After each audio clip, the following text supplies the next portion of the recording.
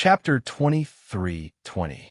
They had never thought that these cultivators, who had wholeheartedly abandoned their dignity for the sake of the world, would suddenly become their enemies. They even thought that even if the other cultivators in the Great Alliance were affected by the tribulation and turned their backs on the world to become the carriers of the tribulation, they would not fall into such a situation. However, they did not expect that these cultivators would be the first to be affected by the tribulation and become their enemies. They could not react in time. In the first wave of attacks, they had already suffered great losses. Most of their defensive abilities around the cultivators had been destroyed. What criteria does the tribulation use to determine the assimilation of the cultivators? At this moment, the leader of the Great Alliance, a sage-to-be expert, was both shocked and furious. This sudden blow directly overturned the situation that seemed to be quite good for them, causing their ability to resist the great tribulation of the heavens and earth to suddenly drop a little. This decrease would continue to increase and magnify under the chain reaction. Perhaps the entire situation would collapse in the end. How could he stay calm? Under such agitated emotions, he began to mobilize the power of the Great Alliance, using a large part of it to fight against these cultivators who had been assimilated by the great tribulation of heaven and earth. He wanted to stop them from causing more damage to this side of the world. Although these cultivators were also companions, they were mentally prepared to fight against the cultivators who had been assimilated by the tribulation because they had learned about the possible manifestations of the tribulation from Luo-Fan. Although the identities of these cultivators were different from what they had imagined, they did not show any mercy in the battle. In the battle, they used their most powerful methods to kill their enemies as fast as possible. Unfortunately, their enemies had already been strengthened by the great tribulation of the heavens and earth. Compared to before, they were several times stronger. With this kind of strength, coupled with the fact that the entire world was enveloped by the boundless ominous aura during the great tribulation of the heavens and earth, they were able to provide support and assistance at all times. Even if the cultivators that had been assimilated by the great tribulation of the heavens and earth were few in number, they weren't any weaker than the cultivators of the Great Alliance. For a moment, the situation was in a stalemate. Seeing this, Luo-Fan, who was hidden between reality and illusion, felt a headache. He did not expect that the cultivators of the Great Alliance would still perform so poorly even though he had helped them so much. It should be noted that when he had helped the untainted world survive the first tribulation, his strength was much weaker than that of these living beings. However, even under such circumstances, he had allowed the primordial world to survive the great tribulation of heaven and earth without any mishaps, allowing the primordial world to obtain great benefits. These creatures had received so much help from Luo-Fan before, and had even clearly analyzed the various possibilities of the great calamity of the world, yet they still performed so poorly. This kind of stumbling appearance made one suspect that the resistance of the world would completely collapse in the next instant, causing the entire world to be completely destroyed in this great calamity of the world. However, even though he wanted to help them, he found that he could not even extend his strength. This was because it seemed that ever since he extended his strength, killing intent had started to gather around his hull. At this moment, the density of the killing intent was thousands of times denser than the killing intent in the world outside. If it wasn't for the fact that the killing intent was extremely mysterious and profound, no matter how dense it would not turn into a solid state. Otherwise, his hull would have probably been completely fixed by the solid formed by the killing intent. However, even if the ominous aura did not solidify, the ominous aura around the palace was already so dense that it completely covered the entire palace. Even from the outside, one could only see the incomparably dense, ominous aura. It was impossible to see the palace hidden inside. In this situation, one could imagine that if Luo-Fan extended his power, the killing intent would definitely instantly go berserk and frantically pour into the hall along with his power. At that time, it would be equivalent to him completely enduring the tribulation of the world. Although this would greatly reduce the power of the great tribulation of the world that the perfect world had to endure, it could be considered as helping the world from a different perspective. However, he did not have the noble sentiment of sacrificing himself for others. It should be known that the world could not survive the tribulation. As long as his fragment still existed, there would naturally be a way for him to escape and continue living. In the end, it would gather with the other fragments and reform his original body. However, if this fragment perished, then what benefits would he gain even if the world was in perfect condition? It's over, it's all over. Everything in this world is naturally meaningless to him now. With this understanding, was there a need to say what he should do? Therefore, even though he was rather dissatisfied with the performance of the Great Alliance's cultivators, he did not have any thoughts of extending his power to help them. He just quietly watched the development of the situation in this part of the world under the cover of the baleful aura. This time's tribulation was not the strongest among all the tribulation that Luo Fan had seen in the past, but it was not considered weak either. At most, it was a medium level. The time that the great tribulation of the heavens and earth had lasted was not too short either. As the Great Alliance struggled, the tribulation continued to pass. Before they knew it, 3,000 years had passed. 3,000 years was naturally nothing to Luo Fan. Even compared to most cultivators in the Great Alliance, it was definitely not a long time. If it was in the past, and during peaceful times, they would not feel anything even if they experienced 10 or 103,000 years. However, at this time, during this tribulation, 3,000 years seemed as long as 3 trillion years to them.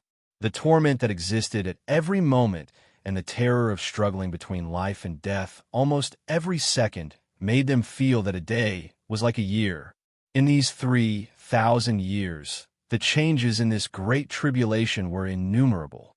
After they passed through one wave, another wave would be born, and just like that, it was endless, never-ending. In the beginning, the assimilation of cultivators to fight against the Great Alliance was like a child's play compared to the subsequent terrifying tribulations. In the beginning, the cultivators of the Great Alliance had only lost a few million cultivators to deal with the assimilated cultivators, preventing them from destroying the entire world in the Great Alliance.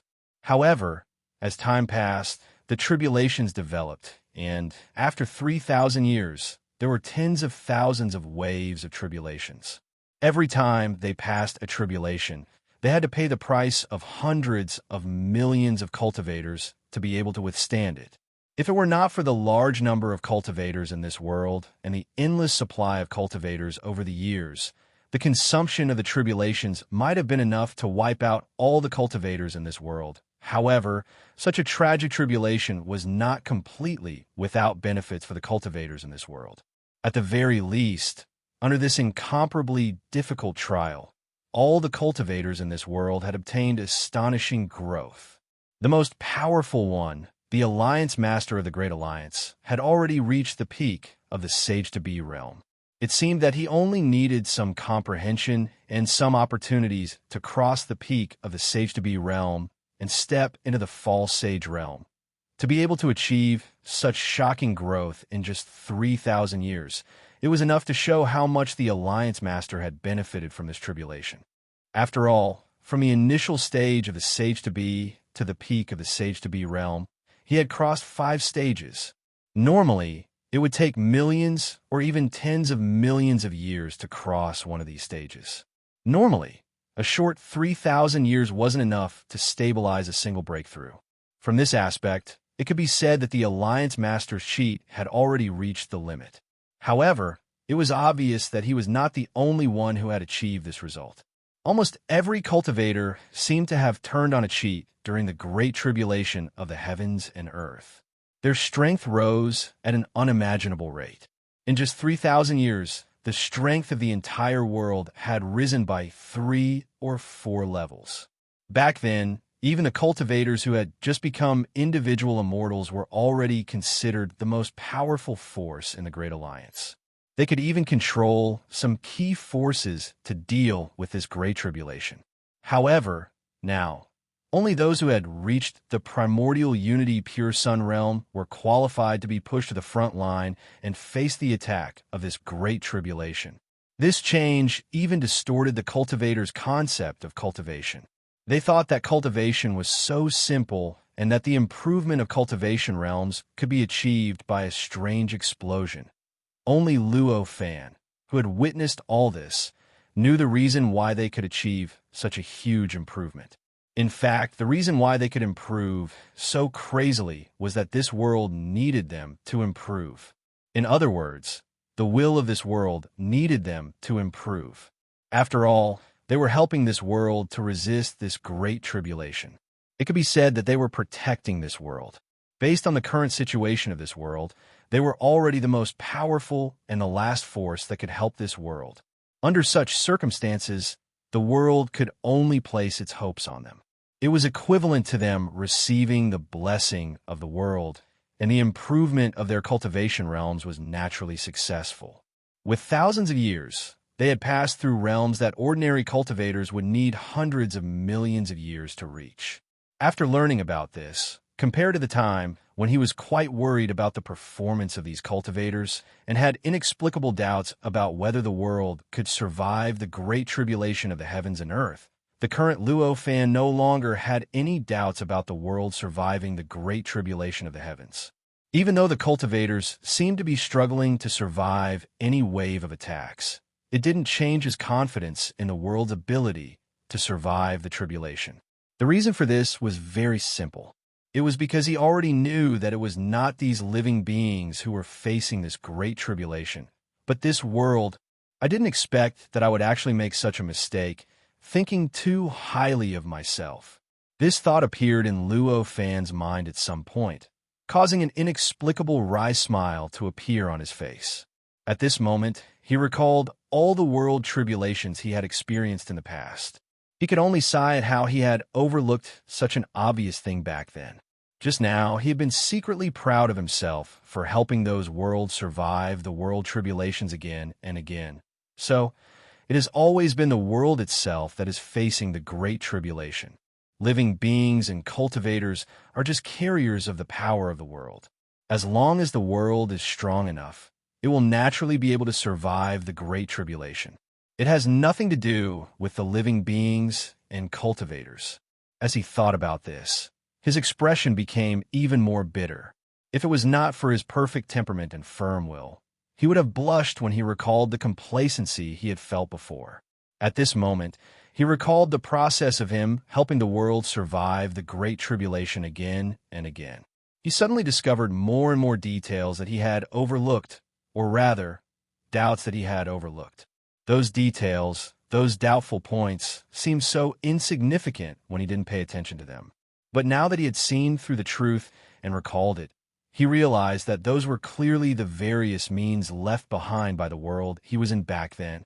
Back then, he had thought that he had played a great role in helping those worlds survive the Great Tribulation. Without him, the world would have been ravaged by the Great Tribulation. But now that he recalled those details, those doubtful points, he realized that even if he didn't have himself back then, without any effort, without any means, the world could still find another him. Find another existence to play a similar role. Help the world survive the Great Tribulation. It could be said that to those worlds, his role was actually equivalent to a carrier of the power of the world. In fact, it could even be said that he was just a different kind of puppet. It was just like the many cultivators in the Alliance in this world at this moment. Without these cultivators, the world would definitely be able to give birth to more living beings. Some cultivators even directly did not rely on living beings or cultivators. Instead, they directly used other existences to bear their power to resist the Great Tribulation. Chapter 23-21. Judging from how the cultivators were able to comprehend some profound truths of cultivation just by falling, the power of this perfect world was clearly still extremely powerful. It clearly still had strength to spare for the great calamity of this world. In this way, no matter what happened in the middle, The world would definitely be able to survive the great calamity of this world in the end. Luo Fan could not help but sigh inwardly as he looked at the obviously impassioned expressions of the many cultivators in this world. He did not look down on these cultivators much. It was not only because he had a similar performance back then. It was also because their perception from a certain point of view was not wrong. Perhaps, from a macroscopic point of view, the cultivators themselves were actually dispensable. Even without them, the world could still find other existences to help it survive the great calamity of this world. However, when it came to individuals and living beings, the situation was completely different. As individuals, they were indeed shouldering the power of a certain part of the world's counterattack, helping the world resist the great calamity that wanted to destroy the entire world. At the very least, they were currently irreplaceable existences. Moreover, besides that, they had become puppets and chess pieces that were controlled by the heavens and the earth during the calamity of the heavens and the earth. However, they had also obtained great benefits in the process. After all, the world needed them to help it resist the great calamity of this world, so it naturally had to give its power to the many living beings. The power given might be insignificant to the world, but to the many living beings, it was the motivation for their transformation and ascension. Once they could survive the great calamity of this world, they would definitely be completely different from before the great calamity of this world. From this aspect, they had the right to be so impassioned. Luo Fan quietly watched the world and the great calamity of this world fight against each other. Time passed second by second during this process. The development of the situation was just as he had expected. The world gradually suppressed the great calamity of this world and gradually gained the upper hand in the fight against the great calamity of this world. The murderous aura that had gone through billions of changes in the void gradually dissipated as the world retaliated. Finally, after more than 10,000 years, all the baleful aura completely dissipated. Endless golden light descended from the sky and instantly enveloped the entire world. It began to seep into the deepest parts of the world, continuously repairing the laws that had collapsed and been destroyed in the great calamity of the world, as well as the laws that had been affected by the unseen world. As for the outer terrain, the vitality that had dissipated during the great calamity was constantly being replenished by the golden light. The vital chi of the entire world increased at an unimaginable speed. The stability of time and the stability of space were all changing to a higher level.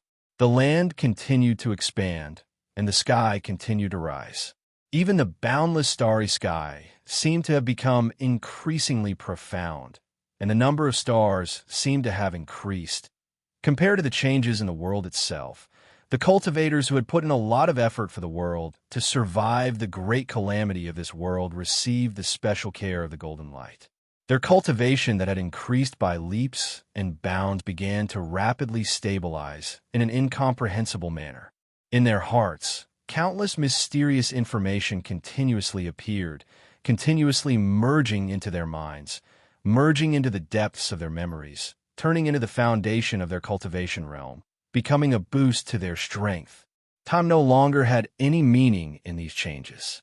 After an unknown amount of time, when the golden light gradually dissipated, the many living beings gradually returned to their senses. They all looked at the world that had been turned upside down in a daze. It felt like it was completely different from the world that they had fought to protect. Did we succeed? Murmurs could be heard from the cultivators who were lucky enough to survive the battle. Only after escaping from the great calamity of this world did they return to their normal state of mind.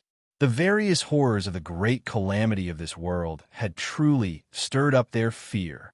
In other words, it was commonly known as lingering fear. Before the great calamity of this world, there had been tens of billions or even hundreds of billions of cultivators in this world.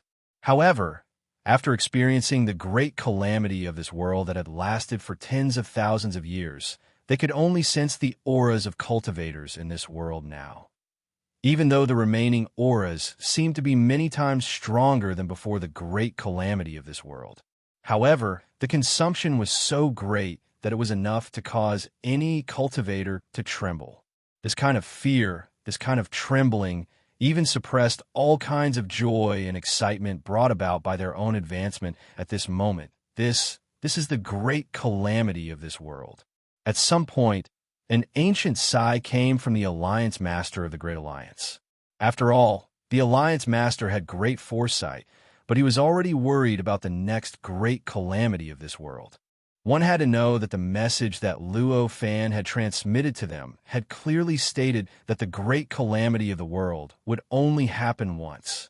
Just now, they had sacrificed 99% of their cultivators to overcome the great calamity of this world. But that was only the first great calamity of this perfect world. What awaited them next was the second, third, fourth, and finally, the ninth great calamity of this world. Moreover, according to what was said, every great calamity of this world would definitely be more terrifying than the first one. After understanding this, it was obvious what they should do. First of all, this great alliance had to be preserved. Moreover, not only did it have to be preserved, but it had to be developed and strengthened as much as possible. Secondly, the power of this world had to be nurtured and strengthened again.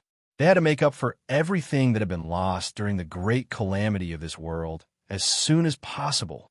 For example, living beings or cultivators. Thirdly, it was the source of magic power that was supporting them from behind.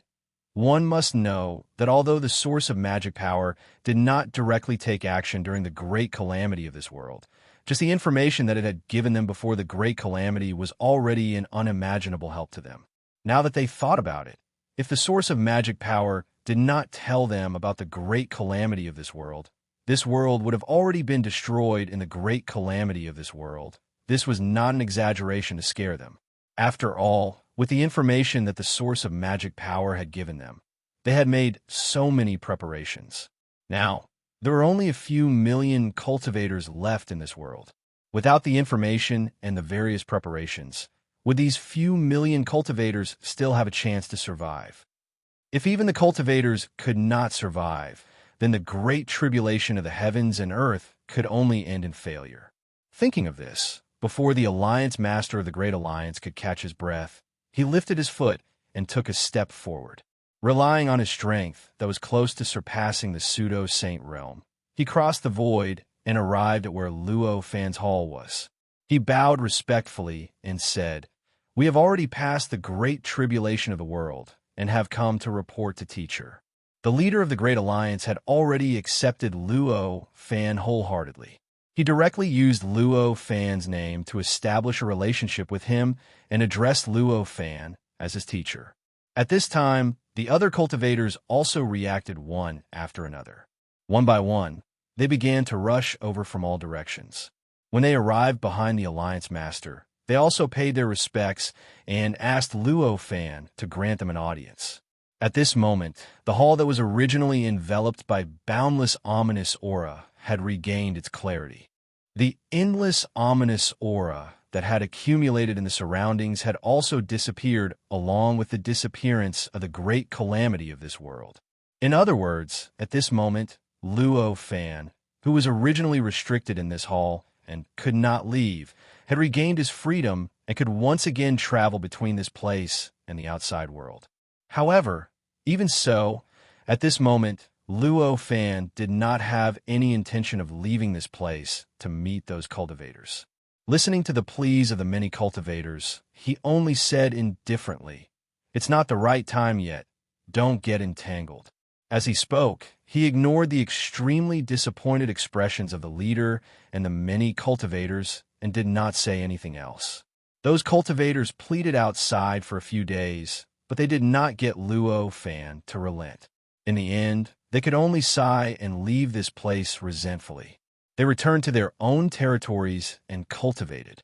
Seeing that they had left, Luo Fan withdrew his gaze and began to ponder again. The reason why he did not meet with those living beings at this time was very simple.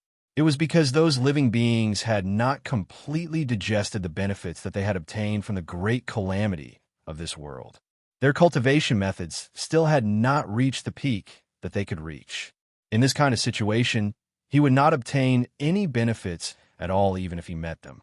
Furthermore, he did not have any intention of using this reputation to control this world, so he naturally could not be bothered to meet with them. At this moment, he was thinking about a way for his fragment to transcend this world. Right now, he was restricted to this world.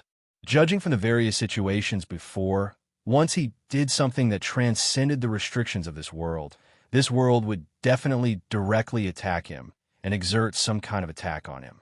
As a result, unless he could directly resist the attack of this world, it would be impossible for him to transcend this world and leave this world.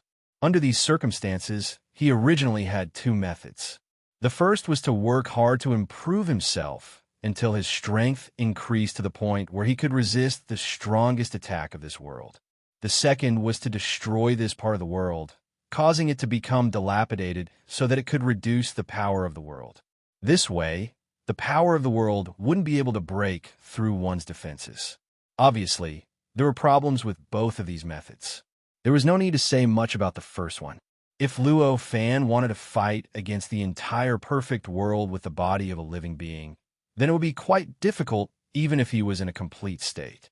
Not to mention that he was only a small fragment that was 1 out of a trillion. If he wanted to do this, he would need to improve a lot. Even if he thought about it now, he would feel a little despair. As for the second method, although it was not as hopeless as the first, it did not have much hope either. To allow the world to be destroyed to the extent that one could bear without destroying the world, and to prevent oneself from being destroyed along with the world, this was obviously an extremely meticulous and complicated process. Just the control of the degree of control was enough to give Luo Fan a huge headache, not to mention the fact that he was constantly under the vigilance of the world. If he left his hiding place at an inappropriate time, such as during a great calamity of the world, what awaited him would be the joint attack of the world and the forces that were attacking the world. This was even more dangerous and terrifying than being directly suppressed by the world.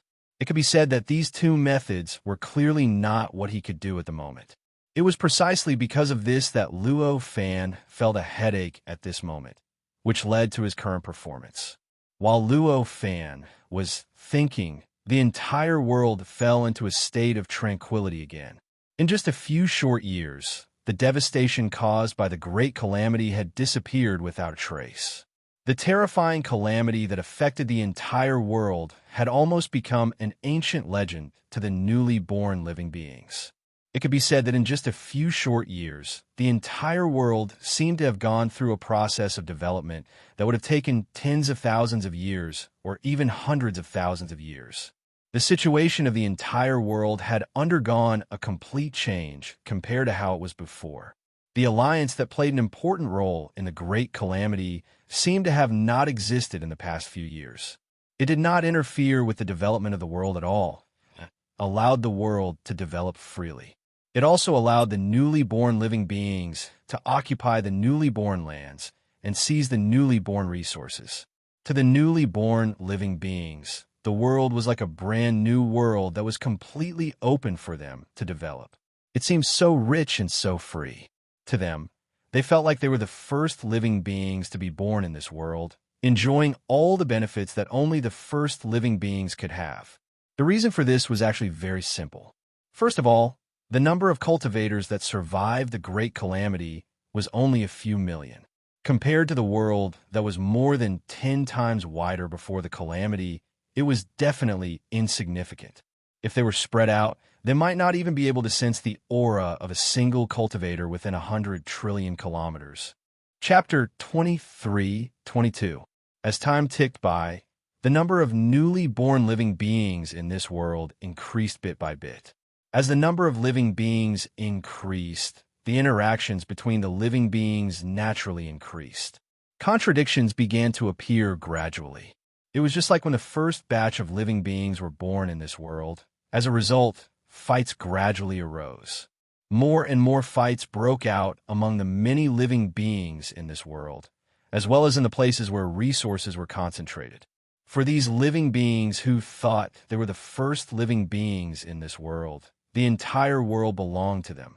As long as they could defeat other living beings, Everything would belong to them.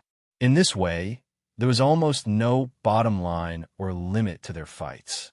In this kind of battle, an inexplicable order began to gradually emerge. The strong stood out one after another, and the weak were eliminated in the battles. This caused the entire world to gradually form an indescribable order. It could be expected that if things continued to develop in this way, the world would gradually form an orderly civilization. In the end, it would either be passed down for a long time or would break out again and again in a cycle of endless wars. However, the situation was clearly not like this. They thought they were the first living beings in this world, but in fact, they were just a new batch of living beings born after the Great Calamity. They thought they were the masters of this world, but in fact, they were just guests who stayed in when the masters were not at home. After tens of thousands of years, they gradually perfected the order and gradually built settlements with the strong as the core.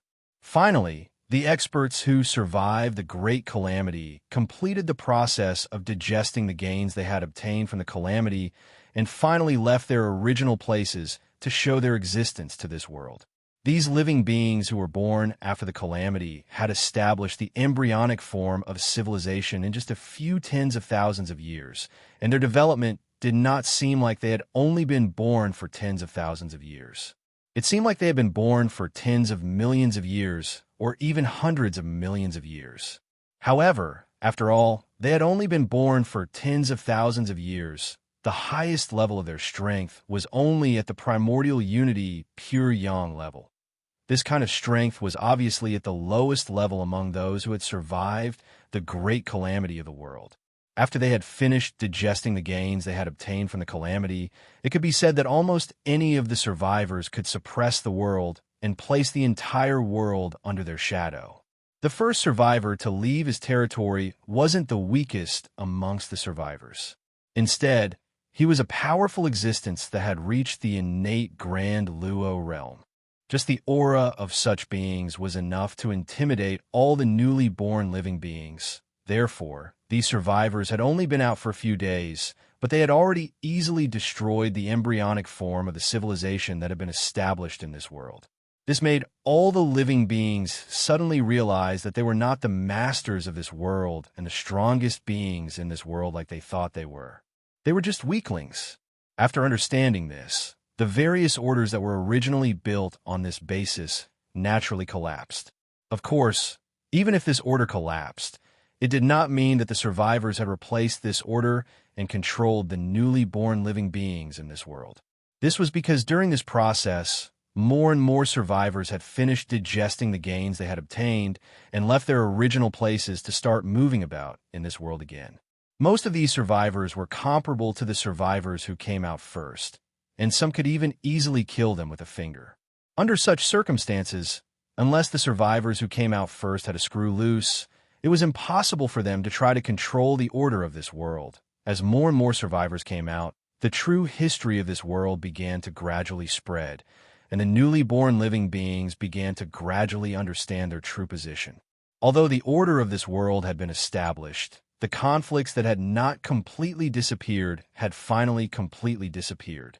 After understanding how insignificant they were, the benefits that they had been clinging to became insignificant, and naturally, there was no reason for them to fight. The original order was broken in this process, and a new one was established without the need for any painful process. This new order was none other than the order of the various alliances that had been established with the survivors of the world's calamity as the core. Under this order, the living beings united to develop this world like never before, plundering all the resources that existed in this world, and doing everything possible to nurture and strengthen all the living beings in this world. This kind of behavior was natural for the survivors. However, for the newly born living beings, this was a kind of behavior that was difficult to understand. In the eyes of the newly born living beings, the behavior of the survivors did not conform to common sense at all. After all, although this world was vast, the resources that they could develop and obtain were limited. For every year that others obtained, they would obtain a little less. In fact, once some things were obtained by others, they would never be able to obtain them again. Under such circumstances, Conflicts were naturally unavoidable. With conflicts and disputes, they would naturally succeed when the conditions were right. The development of these newly born living beings before the survivors appeared was the best explanation for this development trend. However, the behavior of the survivors completely violated this normal development trend. Whenever they encountered a conflict, no matter how strong the conflict was, it was actually resolved through negotiation. Even if it was a unique resource, it could still be decided after negotiations. No matter how great the disparity in strength between the two sides was, this fundamental solution would not change. This was simply as if there was an incomparably terrifying power spying on them, only waiting for the opportunity to descend and completely wipe them out. If it was just one or two of them, these newly born living beings might not care too much. At most, they would feel that the relationships between the survivors were good and deep. However, this was the case for almost every alliance, and every survivor was the same. This obviously could not be explained by relationships and friendships. What the hell is going on with you guys? You don't even fight for such a treasure. In a certain alliance, a newly born living being finally could not help but roar at the leader of this small alliance. This small alliance was also formed by a survivor and many newly born living beings. Although it was a small alliance, its strength was actually not considered weak. Among them, besides the leader who was a connate perfected immortal realm cultivator, there were also 4 pure primordial yang realm living beings in the alliance. Among the remaining tens of thousands of people, those who had attained the 3rd stage of the earth immortal realm occupied the majority. Even if such an alliance could not be considered as a large alliance, it could be considered as a higher-up that stood close to the peak among the small alliances. This time, this small alliance was fighting for a certain source of life with another small alliance that was obviously weaker than it. This source of life was located at the border of the ocean that was close to the east of the continent. From this source of life to the west was the vast and boundless barbaric mountain range. Further east was only a few tens of thousands of kilometers, and it was the boundless ocean. In the surroundings of this area, there were over a dozen small alliances. Among these small alliances, the strongest one was like this small alliance. As for the weak one, it was merely a survivor who had just barely stepped into the connate perfected immortal realm, and it was leading over 10 newly born living beings that were not even at the 3rd stage of the earth immortal realm. These numerous alliances lived together within the area of this mountain range, and they shared the enormous amount of resources within this mountain range. Amongst all the alliances, the one that was roaring furiously occupied the top of the forces, and it could practically be said to be the one who set the rules within this area of the mountain range. The source of life was an extremely miraculous treasure that had just been found within this mountain range. It was the mouth of a spring, and an extremely peculiar spring water was constantly gushing out from the mouth of the spring. The spring water was refreshing, and a single sip of it would allow an ordinary person to break through the limits of their lifespan and become an itinerant immortal. On the other hand, an expert who had already attained the immortal realm would even be able to obtain a visible improvement in his body and strength with just a single sip, no matter from which angle one looked at it. Such a spring was an extremely rare treasure. Normally speaking, for the sake of such a spring, even 2 factions would fight it out with each other's brains. Moreover, there were over a few dozen forces here. It could be said that according to normal development, a battle would have probably erupted a long time ago. It was even to the extent that a large area of the mountain range might have been completely wiped out by the aftermath of the battle. However, what had the Alliance Master done now? He had actually completely withdrawn from the fight for the source of life through a seemingly childish bet. In other words, even though the source of life was still ownerless, it no longer had anything to do with the Alliance and the Heavenly Venerate. How could the creatures in the Alliance accept this? Hearing this, the Junior Alliance Master chuckled and said, "The treasure is good, but it's not enough to damage our friendship." The newly born creature was even more enraged. He had already thrown caution to the wind, completely disregarding the difference in strength between him and the young chief. He even grabbed the collar of the young chief and shouted angrily at his face. "Did you hurt our friendship? Cultivation is about fighting. It's about fighting.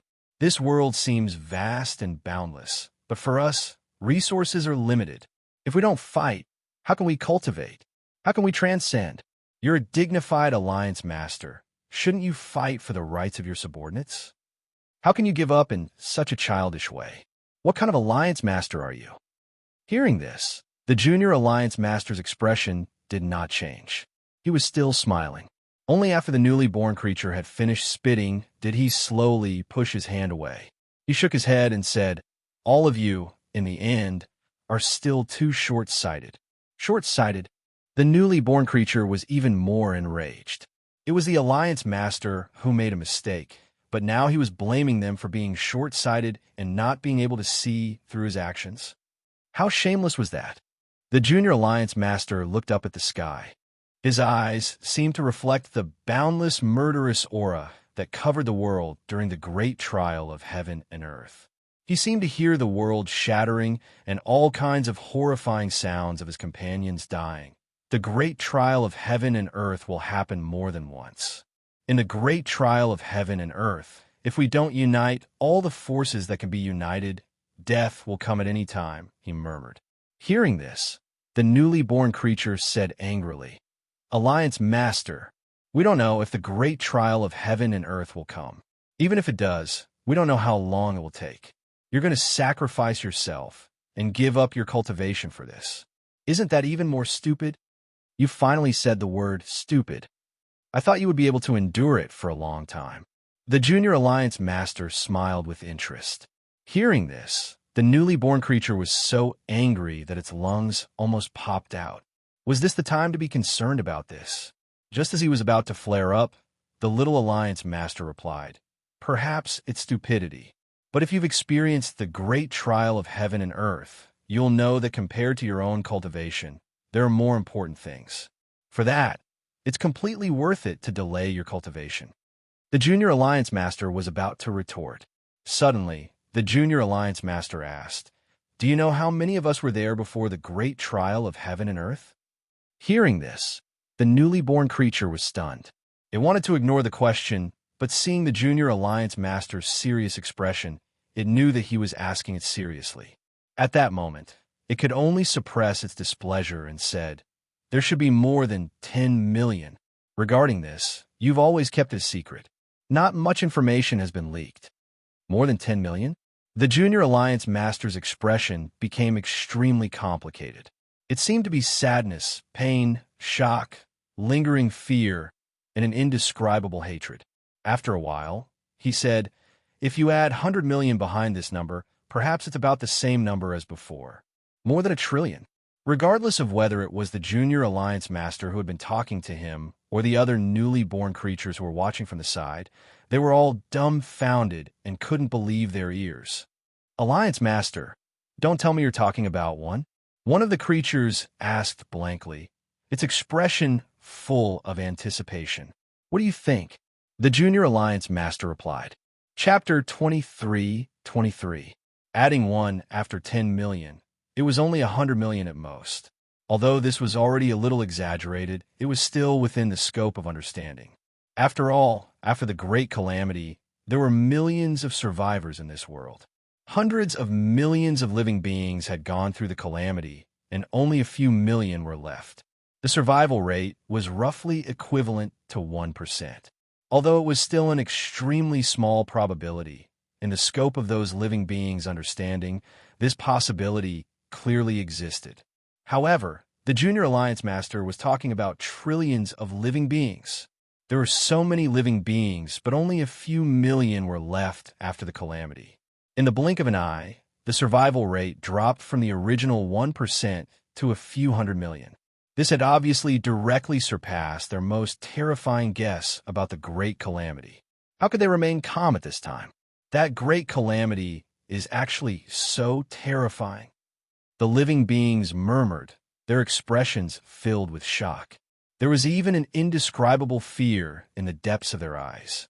At this moment, they suddenly understood why the junior alliance master cared so much about unity with the other alliances. If such a terrifying calamity would appear again, then if they did not unite with the other alliances, they had no confidence that they could survive it. The Junior Alliance master sighed when he saw that the crowd no longer had any thoughts of questioning him in their shock. In his heart, he was rather clear that perhaps this kind of unity only had an effect on the soul. In reality, how much effect could such unity have in the face of the great calamity? However, when he thought of the terrifying great calamity, even though he knew that such unity might not have much effect, he was still unwilling to give up. No matter how much effect it had, as long as it was not completely useless, he was willing to spend countless efforts to pursue it.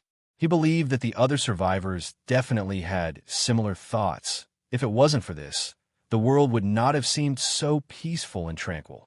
It was just like the fight for the source of life. If it wasn't for the fact that everyone had such restraining thoughts, how could they have escaped so easily? Don't forget, for truly precious things, no one would believe you no matter what you said. In other words, no matter how much he insisted that he would not participate in the fight for the source of life, and how much he insisted that he had no interest in their fight, the other alliances would definitely not believe him. To them, as long as he knew about the existence of the source of life and didn't leave the mountain range, then he would be in danger.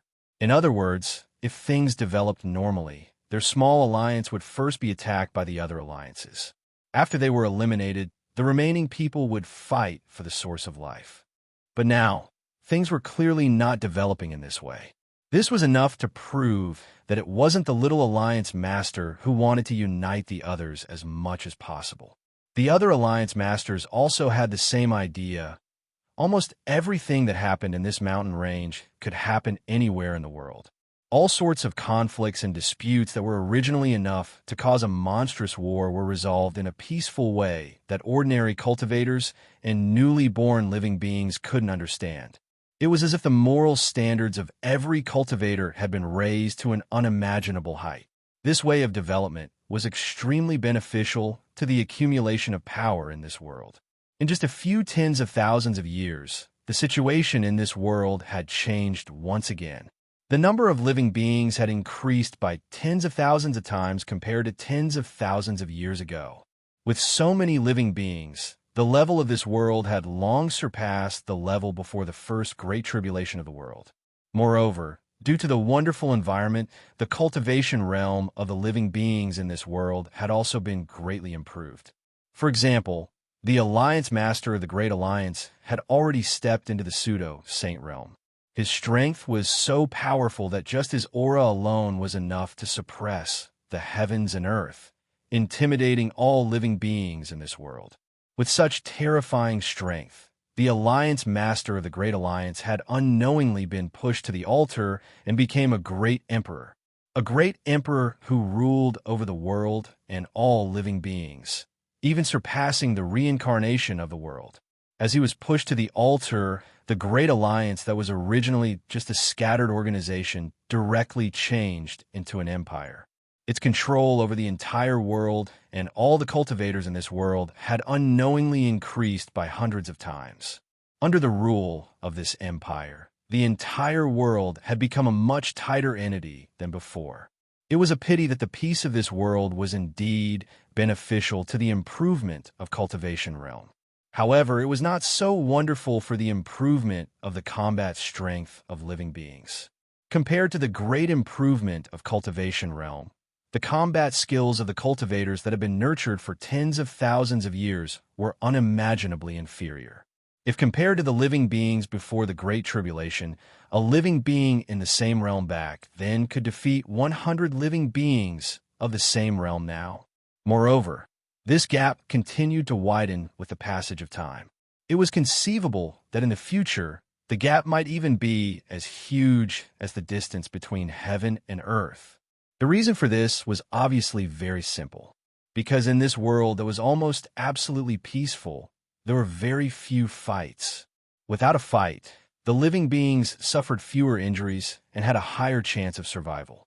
However, at the same time, the living beings could not get any training at all. In fact, some living beings did not even know that there was such a thing as a fight in this world from birth to death. He might not even have a chance to spar with other people. Under such circumstances, how could their combat strength be trained? And without training, how could they display their strength? The living beings that could climb to the top of this world were obviously not fools. They gradually understood the situation of this world. For a time, a kind of uneasiness began to accumulate in the top. If this goes on, how much combat strength will we have when the next great tribulation comes? Instead of this, it is better to let the world return to its original state of chaos. Chaos will reduce the number of living beings, increase the conflicts among living beings, and even speed up the production of evil aura. However, in the end, there will be more and more powerful cultivators, and our resistance against the Great Tribulation will be strengthened. This kind of thought unknowingly appeared in the minds of some of the top leaders. As time passed, this kind of thought became stronger and stronger. Finally, on a certain day, hundreds of cultivators who had entered the Sage-to-Be level came to see the great emperor. No one knew what they said. They only knew that after they left, the great emperor went into hiding and did not show up in this world anymore. It was as if he did not exist at all. The Sage-to-Be who met the great emperor directly divided into several camps and began to gather cultivators. They built their own forces and spread out across the world, seizing all the resources in this world and destroying all the cultivators who stood in their way. For the first time in tens of thousands of years, the blood-red light appeared in this world. For the living beings that did not even know what a battle was, the sudden appearance of the enemy and the sudden strangulation was like a rope around their necks. They were all dumbfounded. In the end, the forces of the Sage-to-Be easily occupied all kinds of resources. After that, they divided the entire world into regions like they were dividing a cake. They occupied those regions and worked hard to seize all resources, develop themselves, and nurture their own cultivators. From the time they left the great emperor's place to the time they divided the entire world into territories, only 100 years had passed. In just 100 years, the whole world had changed so much that the original cultivators could not recognize it at all. The original peace had disappeared without a trace. It was replaced by a certain tension of confrontation and an indescribable pressure that could break out at any time. It has begun. At this moment, in the place between reality and illusion, Luo Fan sighed inwardly. He had been watching the development of this world from the beginning. From the arrogance and self-confidence of the newly born creatures, to the restraint and peace of the survivors, to the awakening of the higher-level creatures, to the beginning of the peace of this world, to the beginning of resistance. He saw all of this with his own eyes. If it was an ordinary person, he might just watch and would not be able to obtain any useful information. But obviously, Luo Fan was not an ordinary person. He had knowledge that ordinary people could not compare to. In this process, he saw the root of all the changes. He saw the reason for the development of this world after the great calamity. He saw the reason for the gratitude that caused this world to develop in the same way as what he had seen before. At this moment, he suddenly said, "The fact that you can find me proves that your strength has reached the requirements. Come in." Then, the door of the palace suddenly opened. As the door opened, a figure with an incomparably powerful aura walked in respectfully. It was as if the entire world was incomparably small in front of him. It was as if he only needed to make a slight move to shatter the world. This figure was none other than the great emperor. He had disappeared for 100 years, but now he actually appeared in this place that was between reality and illusion. He had come to the front of Luo Fan's palace. The hall was still filled with a boundless starry sky. Luo Fan sat upright in this starry sky like a supreme deity suppressing the heavens and earth. Although there was no aura or aura around him, any living creature that saw his body would naturally be shocked, just like the great emperor at this moment. At this moment, he felt a great shock in his heart. Even the aura that his body emitted began to shrink. In the blink of an eye, he had turned from a supreme existence that could shake the world and space with a single breath into an ordinary young man. Disciple pays his respects to teacher. The young man bowed to Luo Fan from afar and said. Luo Fan smiled faintly. With a wave of his hand, the young man had already crossed space-time and appeared in front of him. There's no need to be so polite. Now, you can cultivate well here. You still lack too many areas, and your ability to unleash your strength is extremely shallow. You still need to polish it. You don't have to care about the outside world. Hearing this, the great emperor's eyes lit up, and he looked excited. He said, "Disciple obeys." Luo Fan nodded with a smile. Then, he began to guide the cultivation of the great emperor in front of him. He explained the essence of cultivation in this world, the essence of each realm, and the cultivation of a pseudo-sage to the great emperor bit by bit. Although the great emperor had reached the pseudo-sage realm, he had to figure it out by himself after all. His own cultivation method was not perfect, and his own path of cultivation was still vague. Under such circumstances, the power that he could unleash was countless times weaker than that of a normal faux holiness cultivator. It could be said that even a stage 1 pseudo-sage could easily get rid of thousands of him. If Luo Fan hadn't helped him reconstruct his Tao foundation, reorganize his own cultivation path, and reorganize his own strength, it would have taken him countless years to realize all of this, and even more years to think of a way to make up for all of these deficiencies. However, at this moment, with Luo Fan's guidance, he could obviously bypass these countless years. While guiding the great emperor, Luo Fan observed the great emperor from the inside out. This was actually the fundamental reason why he was so enthusiastic to guide the great emperor. The great emperor was the living being that had gained the most benefits from the great tribulation of heaven and earth. Obviously, he was also the living being that had received the most attention from the will of this world. In this way, he could be said to be the main character of this era of this world. Through him, it was easier to see the will behind this world and see the inclination of this world. Moreover, to Luo Fan, who was currently being targeted by the heavens and the earth, and might be erased by the tribulation of the heavens and the earth at any moment, this was obviously the best experimental subject with reference value, and it was sufficient to allow him to bypass countless obstructions and see many things in this world. Otherwise, how could he let the great emperor, who was only a pseudo-sage, discover him? How could he be so proactive in guiding the great emperor's cultivation? The effect of the world was obviously extremely obscure and mysterious.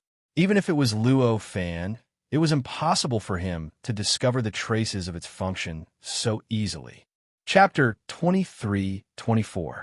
Everything about the great emperor seemed so natural. Apart from the slight strangeness in the process of the great tribulation of heaven and earth, there was nothing special about him.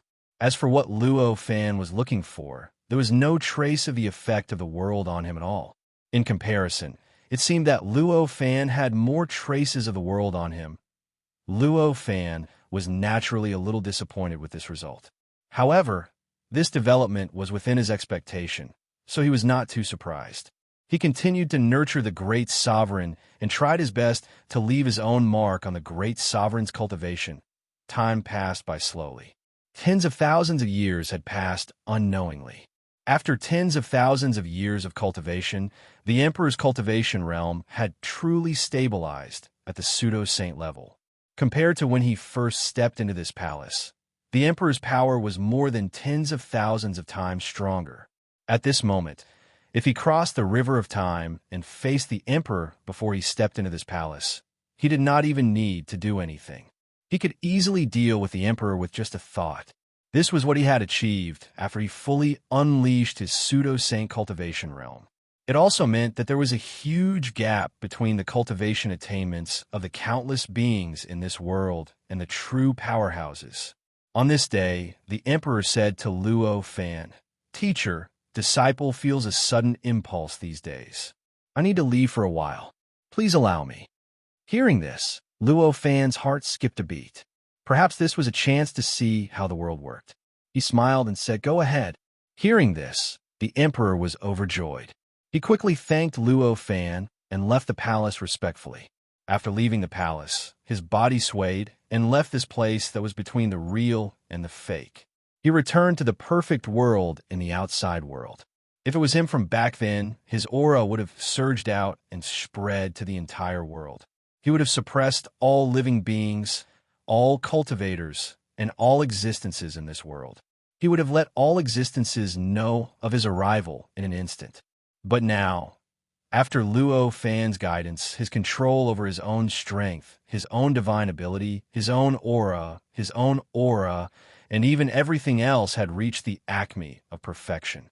Under such circumstances, as long as he willed it, no existence would be able to detect his existence, determine his location, or sense any of his aura.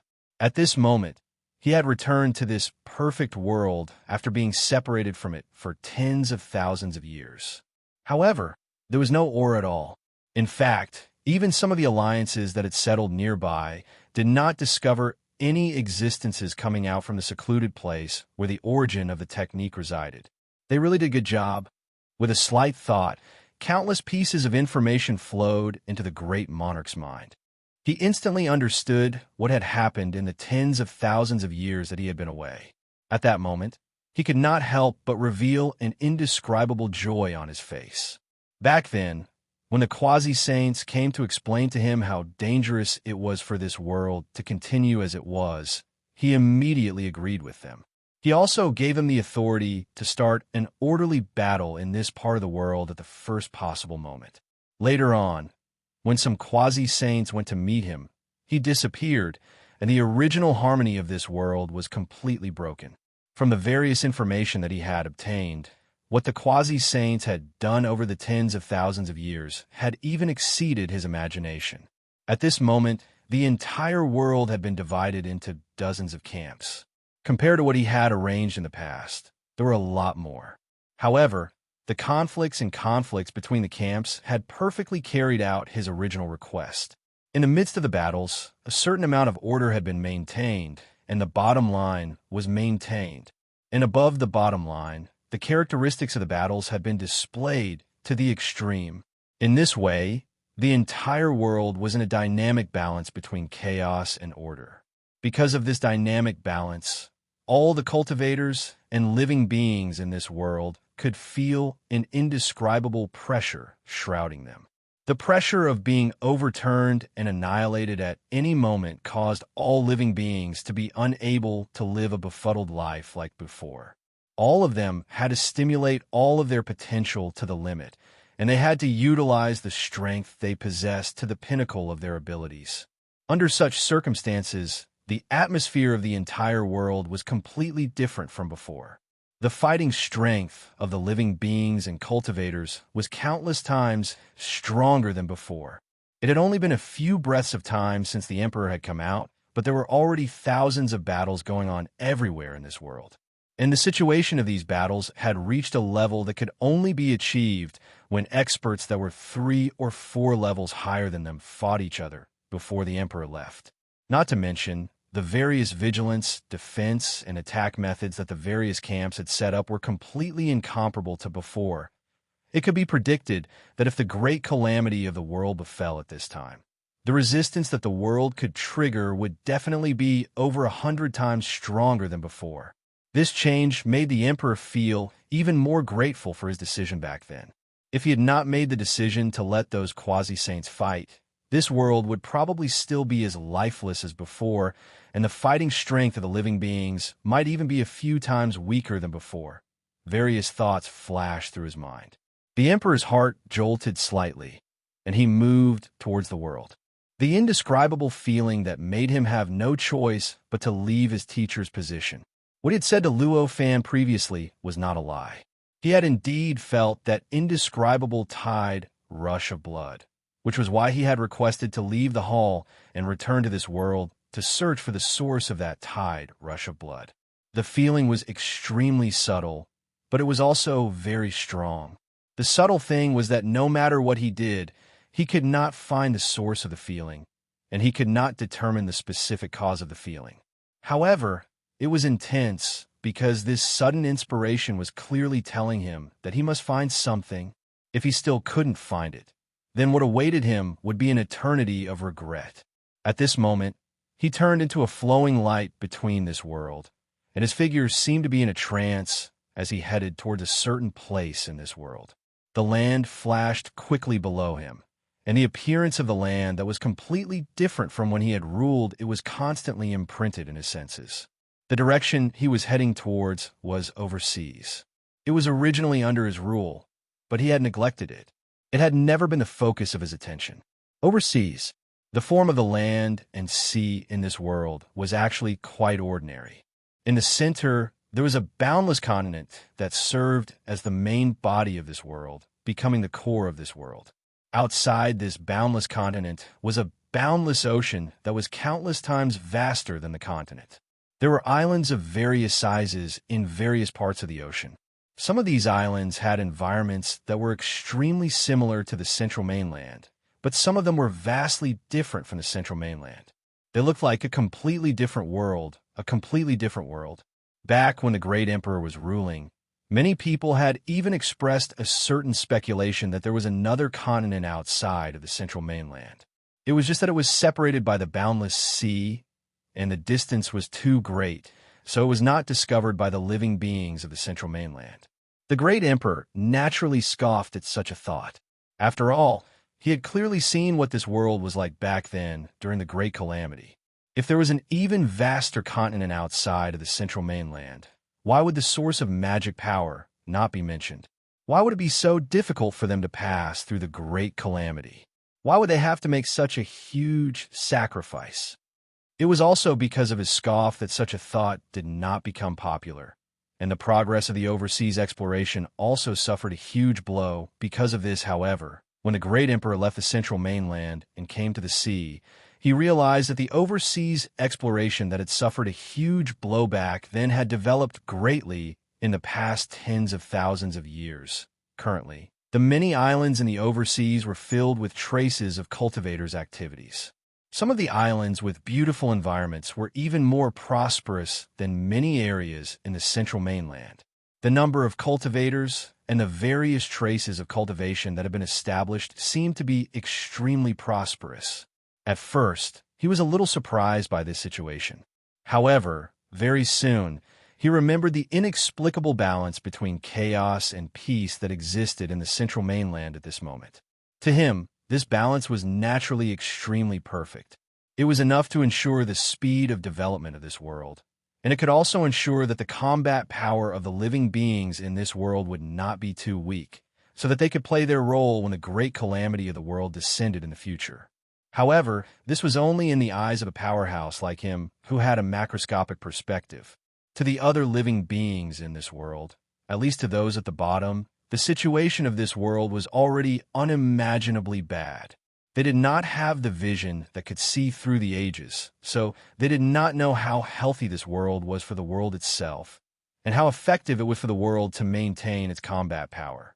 All they knew was that the world had fallen into chaos after the Thearcha's disappearance. All they knew was that their peaceful lives were gone forever. All they knew was that if they were to stay in the central mainland, they could die with their souls dispersing and turn into ashes if they were careless. Under such circumstances, cultivators with connections would naturally choose to leave a troublesome place like the central continent. They would head to the unexplored ocean, which might be incomparably wonderful or incomparably terrible, to reestablish their own homes and cultivation grounds. Just like that, over the years, there were naturally more and more cultivators in the overseas. Up until now, it had formed this prosperous scene in the great emperor's eyes. However, even if these cultivators left the central mainland to avoid the chaos in the central mainland and came to the overseas to establish their own cultivation grounds and homes, obviously, they did not completely achieve their goals. In the past, cultivators didn't pay much attention to the islands and the sea. It was a barren land without any signs of human habitation. There were all kinds of dangerous environments and all kinds of ugly creatures on it. For cultivators who came here, they were all completely unfamiliar with it. Under such circumstances, they would naturally have to pay a great price if they wanted to settle down here and establish this place as their home and their Taoist field. They would have to go through arduous battles in order to achieve this.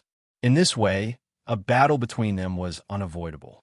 Now, after tens of thousands of years, Although they had made less progress than the cultivators in the central mainland, they had still made great progress and were no longer comparable to the cultivators in the past.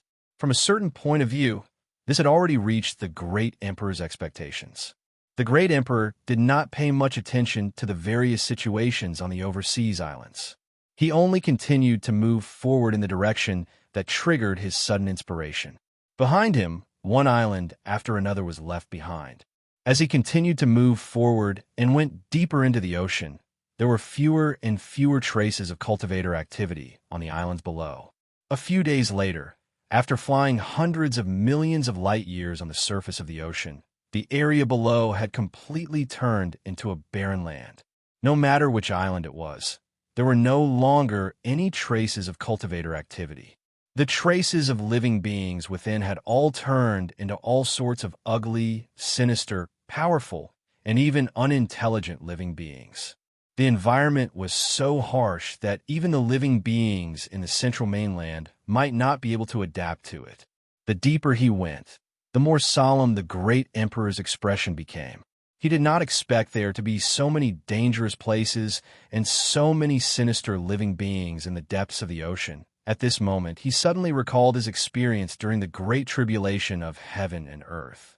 Some living beings were suddenly assimilated by the baleful aura and controlled by the Great Tribulation, which turned around to attack them and destroy the world. If the Great Tribulation of heaven and earth breaks out, these living beings will probably become the carriers and help of the Great Tribulation of heaven and earth. As this thought appeared in his mind, killing intent gradually rose in his heart. Chapter 23-25. The vastness of the island was secondary. After all, although this island was the largest among the sea regions that the Emperor had passed by, there were many other islands that were only slightly smaller than this island in terms of size. It was not unusual for such a huge island to exist. What made his killing intent rise was the living creatures on the island. There was no lack of existences that could be compared to a quasi-saint. The terrifying aura that was as deep as an abyss occupied every part of the island. The immense power even distorted time and space, vaguely changing the laws of the place. As a result, the island seemed to be just an island, but contained mysteries that were thousands of times more complicated than what it looked like on the outside. At the very least, in terms of space, the space inside was thousands of times vaster than what it looked like on the outside. Apart from the immense power, the aura that these terrifying living creatures gave off was absolutely emotionless destruction. This kind of absolute destruction was as if everything in this world and the universe was meaningless to them. It was as if everything had to be destroyed, an existence that had to be destroyed. It was this absolute, emotionless destruction that caused the Great Emperor to feel a strong desire to kill them. After all, these living creatures were not much of a threat to him at the moment. If he wanted to, he could wipe out the entire island with a single hand, completely annihilating all the living beings on it. However, that was just him. For the other cultivators in this world, even for those quasi-saints who were leading several camps and controlled battles, the existence of these living creatures was enough to wipe them out countless times. In other words, once the tentacles of these living creatures reached the central continent, it would be an apocalyptic crisis for this world. As for whether the living creatures on the island would spread their tentacles to the central continent, it was needless to say. Although the interior of the island had expanded by thousands of times, it was still just an island. Given the instincts of these living creatures, they would feel that the island was not big enough sooner or later and expand their tentacles outwards. Once they expanded outwards, it would only be a matter of time before they discovered a land that was billions of times bigger than this island in the central continent and the endless resources that existed there. It was precisely because the Great Emperor clearly understood this that he was behaving in such a manner. Since the Great Monarch had such a thought, he naturally took action without hesitation. He abruptly raised his hand, gathered his pseudo-sage strength, and pressed it down. With a loud bang, the surrounding world began to tremble violently. An earth-shattering tsunami erupted, and the world seemed to have darkened in the blink of an eye. Following this change, the huge island below seemed to have been struck by an invisible palm. From the inside to the outside, from top to bottom, from the highest peak of the island all the way to the depths of the ground, everything turned into dust. After being hit by the surrounding boundless seawater, it had already collapsed, completely turning into sand and stone, melting into the seawater. The entire process was so simple that it was as if this was just an island made of sand and stones. As for the countless creatures on the island, they couldn't resist at all, as if they didn't exist at all. The moment the great emperor made his move, although he did not release any aura, an indescribably mysterious wave had already spread across the entire world. It directly surpassed the speed of everything and swept across the entire world in the blink of an eye, causing the entire world to be immersed in an indescribably oppressive atmosphere. At this moment, all the living creatures with sharp senses could feel the fear that rose from the bottom of their hearts. In particular, the quasi-saints who had become the commanders of the various camps felt the fear that they had abandoned for tens of thousands of years. It was as if they had suddenly returned to their incomparably weak state and returned to the great tribulation of heaven and earth. The uncontrollable fear and the feeling that even if they gave everything they had, they might not be able to withstand the disaster that would befall them in the next moment made their expressions change drastically. Could the great tribulation of heaven and earth have arrived? At this moment, the same thought flashed through the minds of the quasi-saints. They could no longer control their aura freely, and it instantly spread out, directly blasting the place where they were standing into pieces. Many dojos collapsed in the process, causing a huge commotion throughout the central mainland. Their doubts about the great tribulation of heaven and earth soon disappeared without a trace. Because, very quickly, everything calmed down, and they could sense that everything had returned to how it was before. It was as if nothing had happened. Illusion. As the same thought appeared in the minds of the quasi-saints, they fell into a state of bewilderment and uncertainty. If an illusion happened to an ordinary person, they would naturally agree with it. However, if it happened to a quasi-saint cultivator, it was a ridiculous possibility. It must be known that a person who could cultivate to the quasi-saint realm was extremely confident in himself. Yet, someone told such a person that the various feelings he had previously were merely an illusion, and that something had happened to his mind that caused him to distort the reality? How could they accept that? Under such circumstances, they began to contact each other through various mysterious channels and asked each other about their feelings. With such a connection, their doubts about an illusion were instantly dispelled. If it was only one of them who had such a feeling, it would barely make sense to say that it was an illusion. However, at this moment, dozens of people had the same feeling.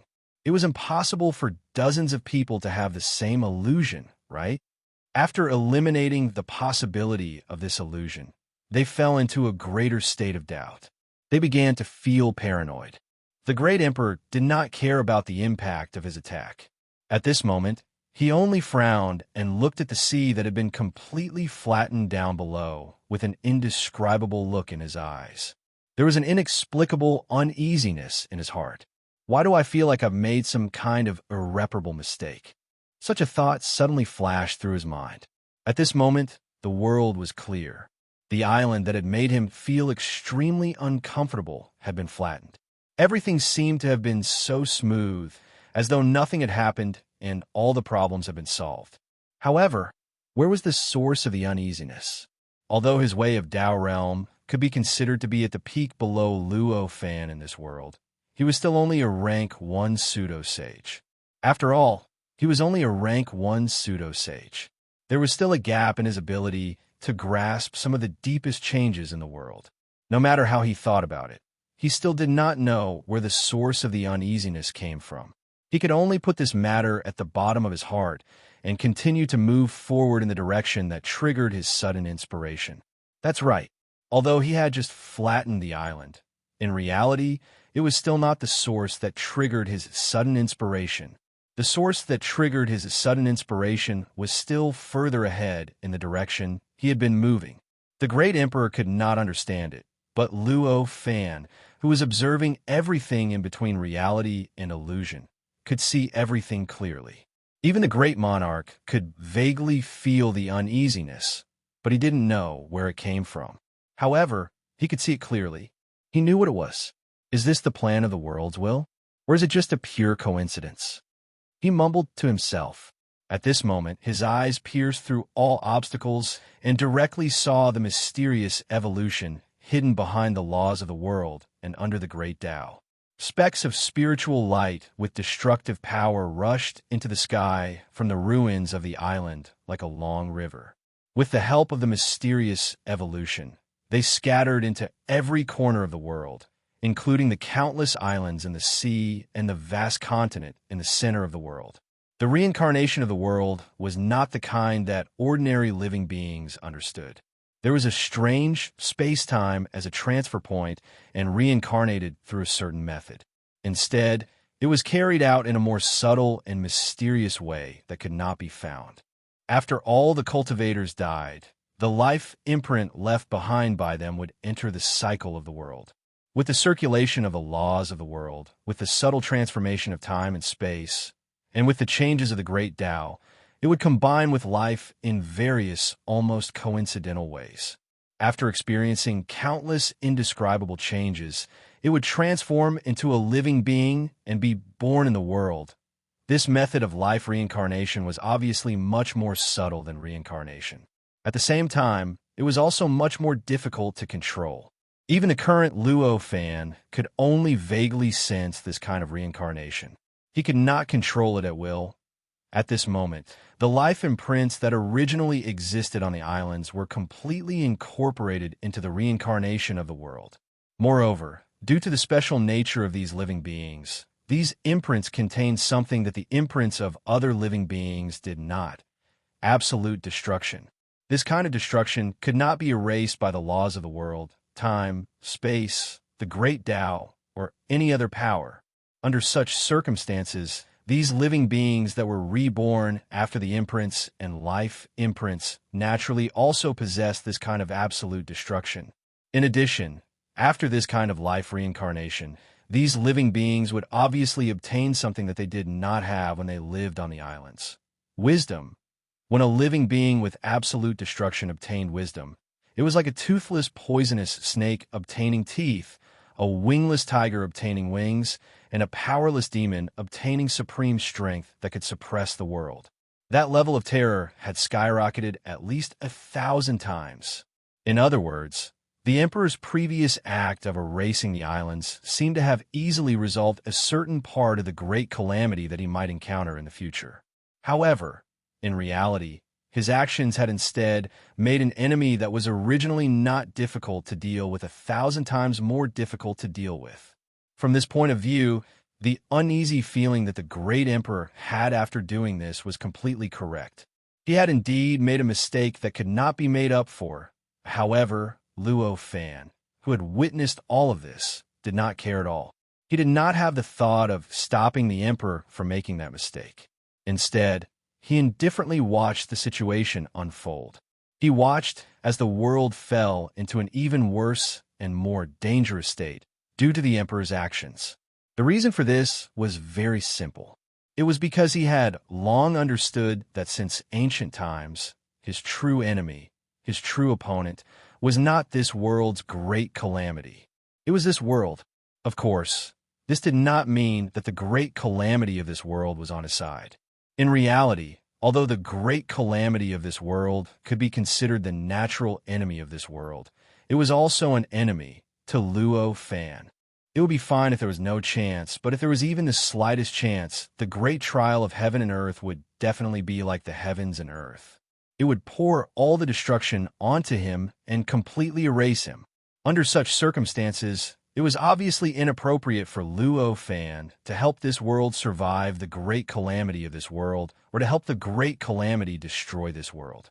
It could be said that it was an act of aiding the enemy. In this way, it was obvious that for Luo Fan, it was obviously the most suitable way for him to watch the world evolve and the battle between the great calamity of this world and this world. As for how he would obtain freedom when the world and the great calamity of this world were both his enemies, how he could transcend this world and reunite with the billions of fragments. Although he had some ideas, they were still unclear. He needed to gain a deeper understanding of the world and the great calamity of this world before he could be sure of a way. Compared to the reincarnation of other lives, the reincarnation of those with the mark of destruction was much faster. In just a few short days, the first batch of those with the mark of destruction had already fused with the upgrade.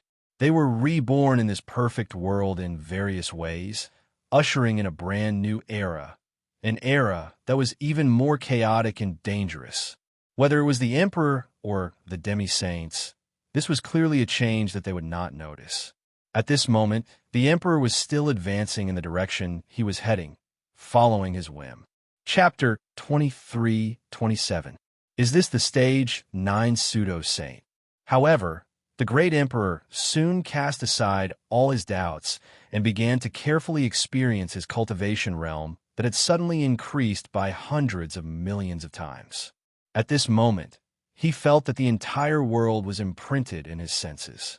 With just a slight thought, all the secrets in this world were completely open to him, and he could take them as he pleased. In fact, he could even faintly sense his teacher's hall, which had originally been completely untraceable and hidden somewhere between reality and illusion. This feeling was so wonderful that he couldn't help but indulge in it. Suddenly, he even felt like he was the ruler of this world, and everything in this world could be changed according to his will. Feeling his incomparably stable realm that didn't have the slightest bit of flimsiness, comprehending the countless insights that appeared out of nowhere in his memory, the great sovereign's figure gradually became blurry. His aura began to spread in all directions endlessly. In the blink of an eye, it had already enveloped the entire world, causing everything in this world to feel this vast and majestic aura. Along with this feeling, all living beings in the central mainland froze. This time, it wasn't just the quasi-saint experts who sensed this aura. All living beings, regardless of whether they were strong or weak, or whether they had any intelligence, could clearly sense the terrifying aura that enveloped them from an extremely high level and made them feel insignificant. At this moment, Luo Fan, who was in the palace between reality and illusion, was also secretly shocked. His potential has suddenly increased by countless times. How is this possible? Just now, the great emperor had entered the mist for a long time, but in reality, it was only a few breaths for Luo Fan. But in fact, for Luo Fan, this period of time was only a few breaths. However, in just a few breaths' time, the great emperor's potential, which was originally clear in his eyes, had deepened by trillions of times. Now, he couldn't even see the end of the great emperor's potential. He couldn't see how incredible the great emperor's potential would be once it was truly stimulated. It was as if he had turned from a shallow pond into a boundless sea of stars. Compared to the change in his potential, the change in his cultivation realm from the Tier 1 pseudo-sage to the Tier 9 pseudo-sage peak seemed insignificant. At this moment, the entire sky turned dark. It was as if a dark cloud that could cover the heavens and earth had suddenly appeared in the sky, covering the entire sky. Along with this change, the terrifying aura that had spread throughout the world began to quickly retract. In the blink of an eye, it had retracted to the boundary of the world and returned to where the great emperor was. At the same time, the dark clouds that had originally covered the entire world seemed to quickly retract along with the aura. In the end, they gathered in the sky above the boundary of the world, covering an area of 10,000 kilometers. At this moment, the emperor's illusionary figure became clear once again. He hovered in the air as a strange sense of uncertainty appeared on his face. "What's going on? Why is there a tribulation?" he murmured as he looked up at the dark clouds that were getting thicker and thicker. His heart was filled with shock. One must know that he could almost be said to be the sun of the world. He didn't dare to say that everything he did was always successful, but any action he took would be faintly guided by the world. With the blessing of the world, it was much smoother than usual. However, at this moment, he could clearly feel the rejection and malice of the world towards him. The dark clouds that kept accumulating in the sky locked onto him with an extremely strong sense of destruction. It made him feel as if there was a blade on his back. He couldn't help but become agitated and nervous. After cultivating under Luo Fan for so long and receiving so much information in the boundless mist, the great emperor's knowledge had already far surpassed all the living beings in this world, except for Luo Fan. It was unknown how many lives there were. When he felt the various feelings that the dark clouds brought him, he completely understood that the dark clouds were none other than the tribulation clouds. What he had sensed was exactly what tribulation had given him, and the root of all of this was that the world no longer acknowledged him and no longer cared about him. How can this be? I didn't do anything wrong at all. Moreover, I'm countless times more powerful than I was before, so this is clearly extremely beneficial to the world. Why would the world impose a tribulation on me? Countless thoughts flashed through his mind, causing his expression to change indeterminately. At this moment, there was a strange rumbling sound in the tribulation clouds above the void. It kept surging and echoing in the void. Every time it surged and echoed, it shook the space-time and stirred up the rules and laws. Faintly, it even seemed that the great Tao in the unseen world seemed to have some subtle changes between the surging and the echoing. The space-time within a radius of 10,000 miles had completely become independent at this moment. The inside of the space-time was gradually separated from the outside.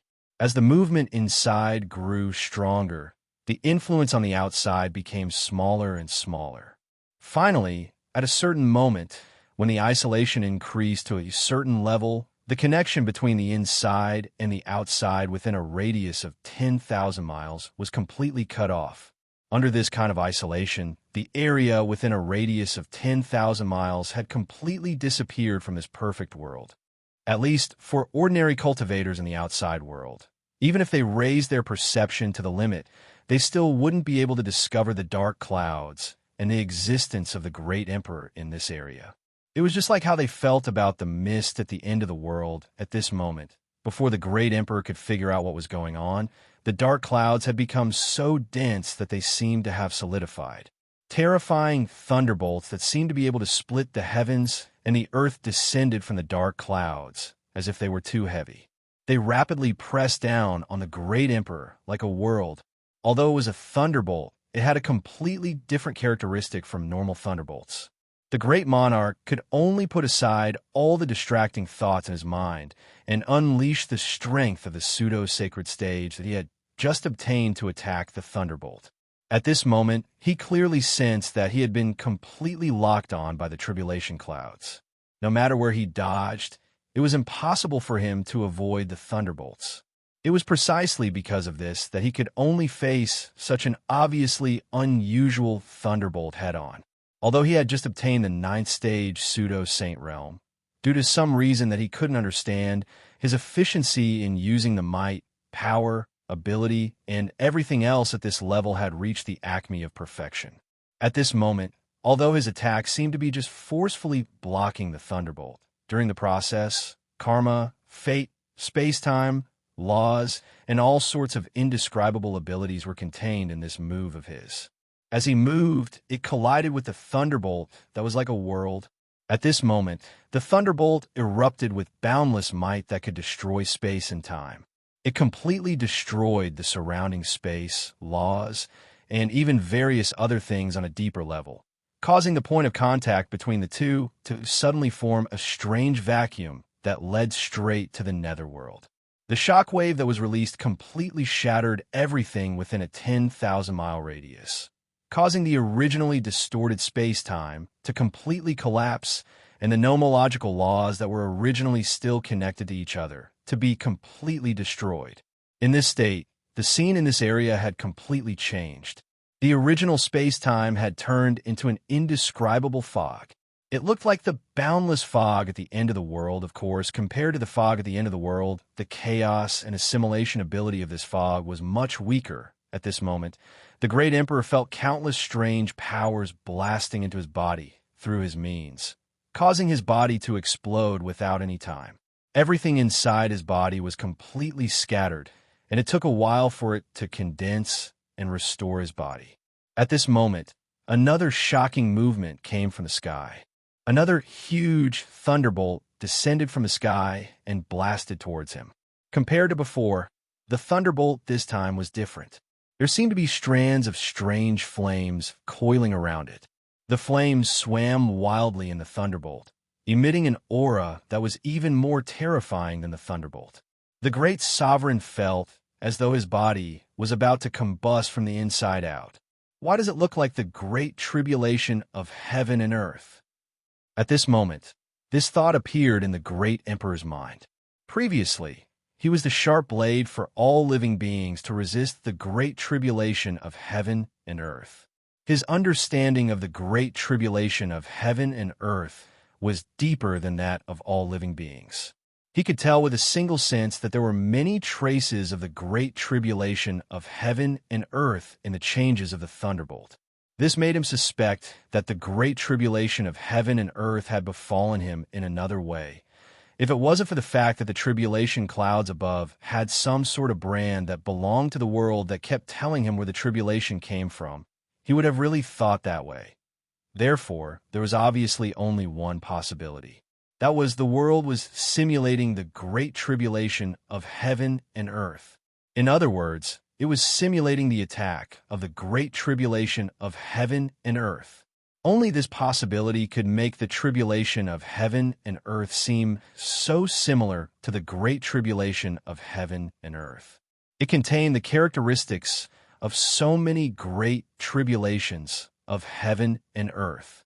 Although this guess was shocking, it didn't stay in the great emperor's mind for too long. This was because he couldn't afford to be distracted by what he had encountered at this moment. Whether it was the attack of the tribulation, the evolution of the world itself, or the great tribulation of heaven and earth that he had encountered before, he would die if he couldn't overcome it. Therefore, he naturally didn't have the energy to investigate the source of these attacks at this moment. He didn't have the time to guess what caused these attacks to appear in such a way. At this moment, he could only muster the strength of a rank 9 pseudo-sage that he had just obtained, condense a supreme ability, and unleash boundless power towards the boundless thunderbolts that were crushing down from above to resist the boundless power contained in the thunderbolts. The flame and the lightning seemed to have the ability to burn everything. After it erupted, it even followed the fragments of space-time and directly wrapped around the great sovereign's body. It even seeped into the great sovereign's body, wanting to ignite and burn him from the inside out. Fortunately, the great emperor had experience in dealing with the great tribulation of heaven and earth. He had considerable experience in dealing with this kind of terrifying attack that ordinary cultivators who had never encountered before couldn't even find a way to resist. At this moment, the power in his body underwent an extremely mysterious transition. Wisps of flames seeped out of his body and began to mix with the surrounding flames that were eroding his body, trying to invade his body and ignite everything inside and out. He tried his best to interrupt the erosion of the flames and guide them away from his body. Even if it was the correct way to deal with it, it wasn't as simple as it seemed. During this process, the great emperor needed to carry out an extremely complicated arrangement of all the cultivation comprehension that was contained in the depths of his heart. He even needed to ignite some mysteries and let them erupt into flames that continuously seeped into the depths of his flames and the limits of his power. Only then could such flames be ignited. After that, he even needed to suppress his eternal will in order to guide the flames to undergo changes. Then he would let the flames that continuously seeped into the depths of his body, wanting to completely ignite the flames inside and outside of his body. If there was any negligence, what awaited him would be the flames seeping into the depths of his heart, seeping into the depths of his life, and completely burning him. During this process, the great emperor's body constantly trembled. His resistance to the thunderbolts that accompanied the flames was even weaker than the first wave of thunderbolts. His entire body withstood the impact over and over again. Tiny fragments of his body continuously flew in all directions and then disappeared among the flames and thunderbolts. Turning into nothingness, this wave of thunderbolts and fire attack took the great emperor several hours to endure. Chapter 23-28. The tribulations that the great Thearch had suffered were almost endless. After enduring one wave, another wave would come. In just 9 days and 9 nights, the tribulations that he had encountered had already exceeded 10,000 waves. And every wave of tribulations was close to the great Thearch's limit. Every time, it made him suspect that he would die in this tribulation and turn into ashes. However, just as Luo Fan had expected, the great Thearch's potential was simply too strong. If he wasn't killed instantly, he would directly trigger a great potential in the depths of his body and mind, allowing his realm and strength to increase. In just a short 9 days and 9 nights, his strength had increased by more than 100 times compared to before the tribulation. Although he was still a pseudo-sage stage 9 and had yet to break through this realm and step into the pseudo-sage stage, he was clearly a big step closer to becoming a pseudo-sage. It was also because of this continuously erupting potential that he encountered such waves of tribulations that contained the characteristics of the great tribulation of heaven and earth. Although it was difficult, he could endure it every time. As long as it was a tribulation, there would be a limit. Either he could endure the corresponding time, endure the corresponding attacks, or break through the corresponding shackles. He would be able to transcend the tribulation and successfully transcend it. Be it the heavenly tribulation, earthly tribulation, human tribulation that Luo Fan had experienced, or the great tribulation that he was experiencing now, they were all the same. In fact, even the great tribulation of heaven and earth that completely targeted the world would not exceed this scope. Moreover, the great Thearch was currently experiencing a tribulation that targeted living beings. Naturally, it was impossible for it to exceed this scope. Therefore, when the great Thearch's potential was stimulated again and again in the tribulation and he was improved again and again, it was only a matter of time before he transcended the tribulation. After 9 days and 9 nights, this was the final limit of the tribulation.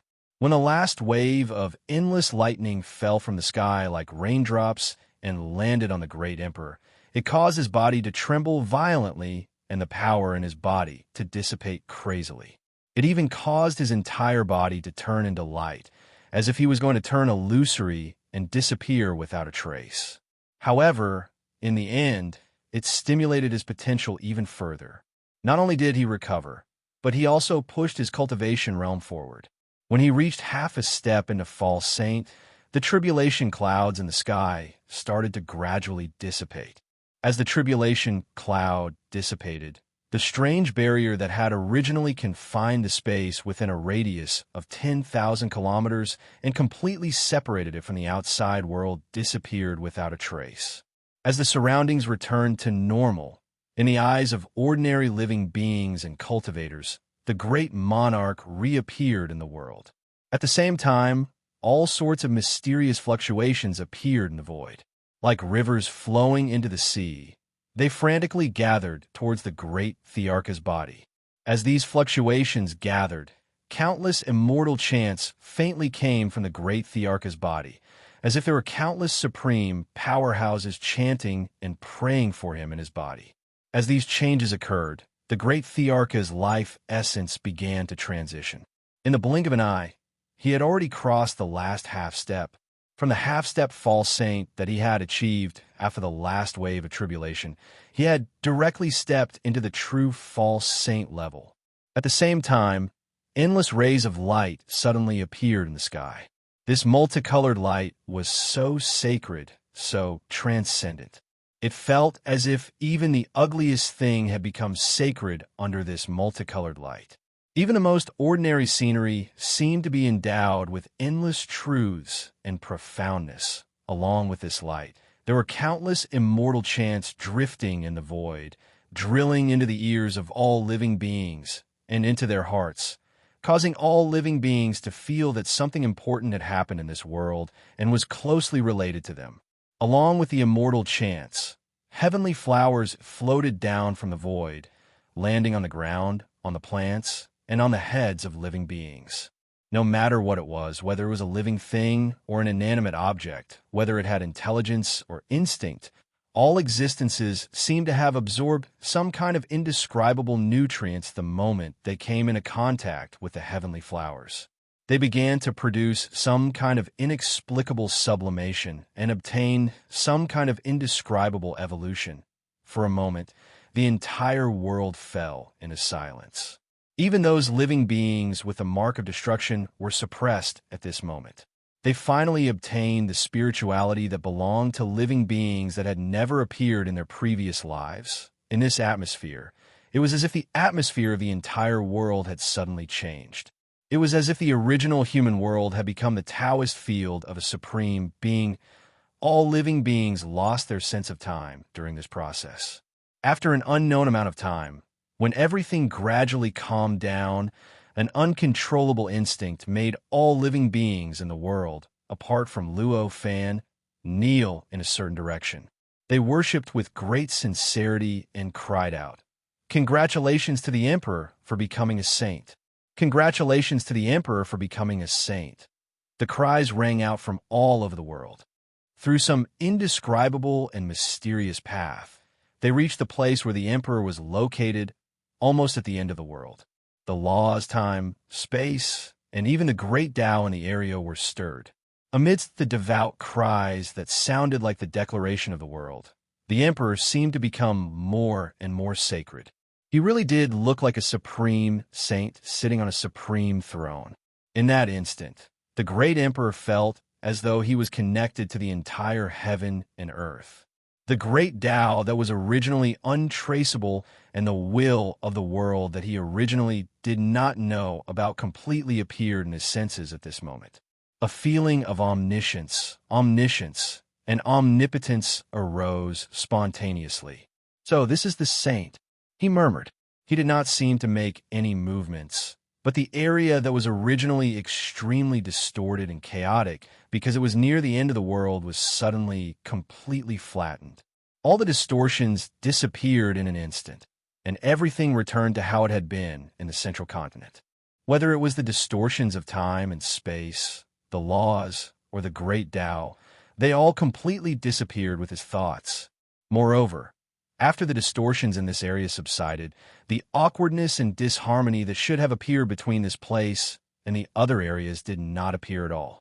On the contrary, everything seemed so natural.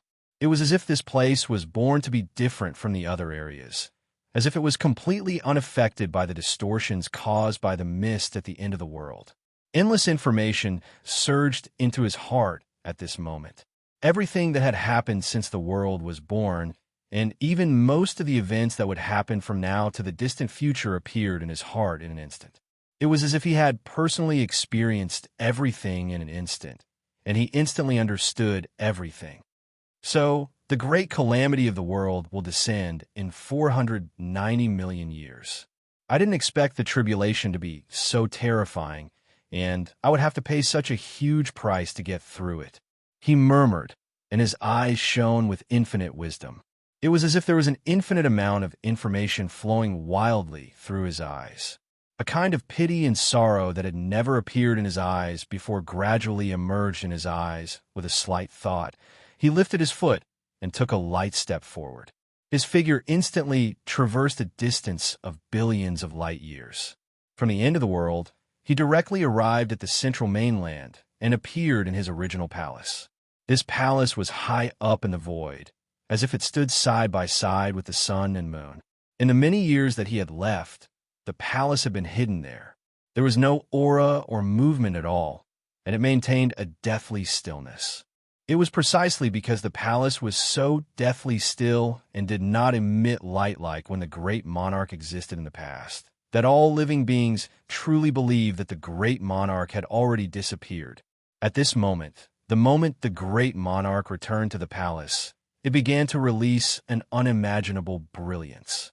It was a brilliance that was thousands of times more powerful than the brilliance it had released before he left. If the palace had only seemed to stand side by side with the sun and moon back then, now the brilliance it gave off could stand side by side with the sun and moon. This brilliance was so mysterious, so profound. Under the illumination of the brilliance, all living beings seemed to have returned to the time when they were enveloped by the brilliance that appeared out of nowhere. They felt so warm all over, as if they had returned to their mother's womb. An indescribable sense of security emerged from the bottom of their hearts and completely enveloped them, making them all calm down. After a while, the quasi-saints who stood at the peak of all living beings were the first to react. They put down what they were doing or what they should be doing and quickly rushed to the great monarch's palace from all over the central mainland to seek an audience with the great monarch who had suddenly returned. He seemed to be the source of all the strange phenomena that had happened before. "Greetings, great monarch."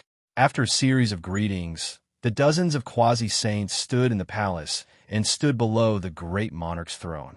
Before they came, they wanted to ask the great monarch why he had broken his promise and reappeared at this moment. However, when they saw the great monarch, they realized that they could not bring themselves to ask that question at all. He couldn't even express himself tactfully. There was no other reason than that the great monarch before them was too transcendent, too sacred, too noble, and too supreme. Just by sitting there, he had already given these quasi-saints a feeling that he was the end of the great Tao and the ultimate goal that they pursued. They even felt that he was the creator of this world, the controller of the river of time, and the pioneer of the future. Under this feeling, their own intelligence, their own will, their own knowledge, their own experience, and their own cultivation all seemed so small and insignificant, let alone questioning the great monarch. Even the thought that the great monarch might make a mistake was already unimaginably absurd to them. They felt that they had been bewitched to have such a thought. How could they question the great monarch when they were in such a state of mind?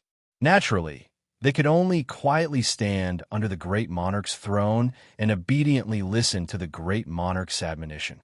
The great emperor was well aware of this development, so he was not surprised at all by the behavior of the quasi-saints. Instead, he accepted their subjugation as a matter of course. He then said, "From today onwards, all of you will stop what you've been doing and purposely create conflicts. Begin to work together and gather all your strength. In 3,200 years, chaotic creatures will descend. They're the remnants of the last catastrophe and also the beginning of the next one. If you don't work together to deal with it, all living beings will perish." Hearing this, these quasi-saints were completely convinced by the great monarch's words. Their expressions changed greatly. He hurriedly agreed. At this moment, the great monarch continued, "Although your cultivation realms have improved, you've taken the wrong path. In 3 years, I will lecture about the truth here. There are 3,000 slots, which are in line with the 3,000 truths.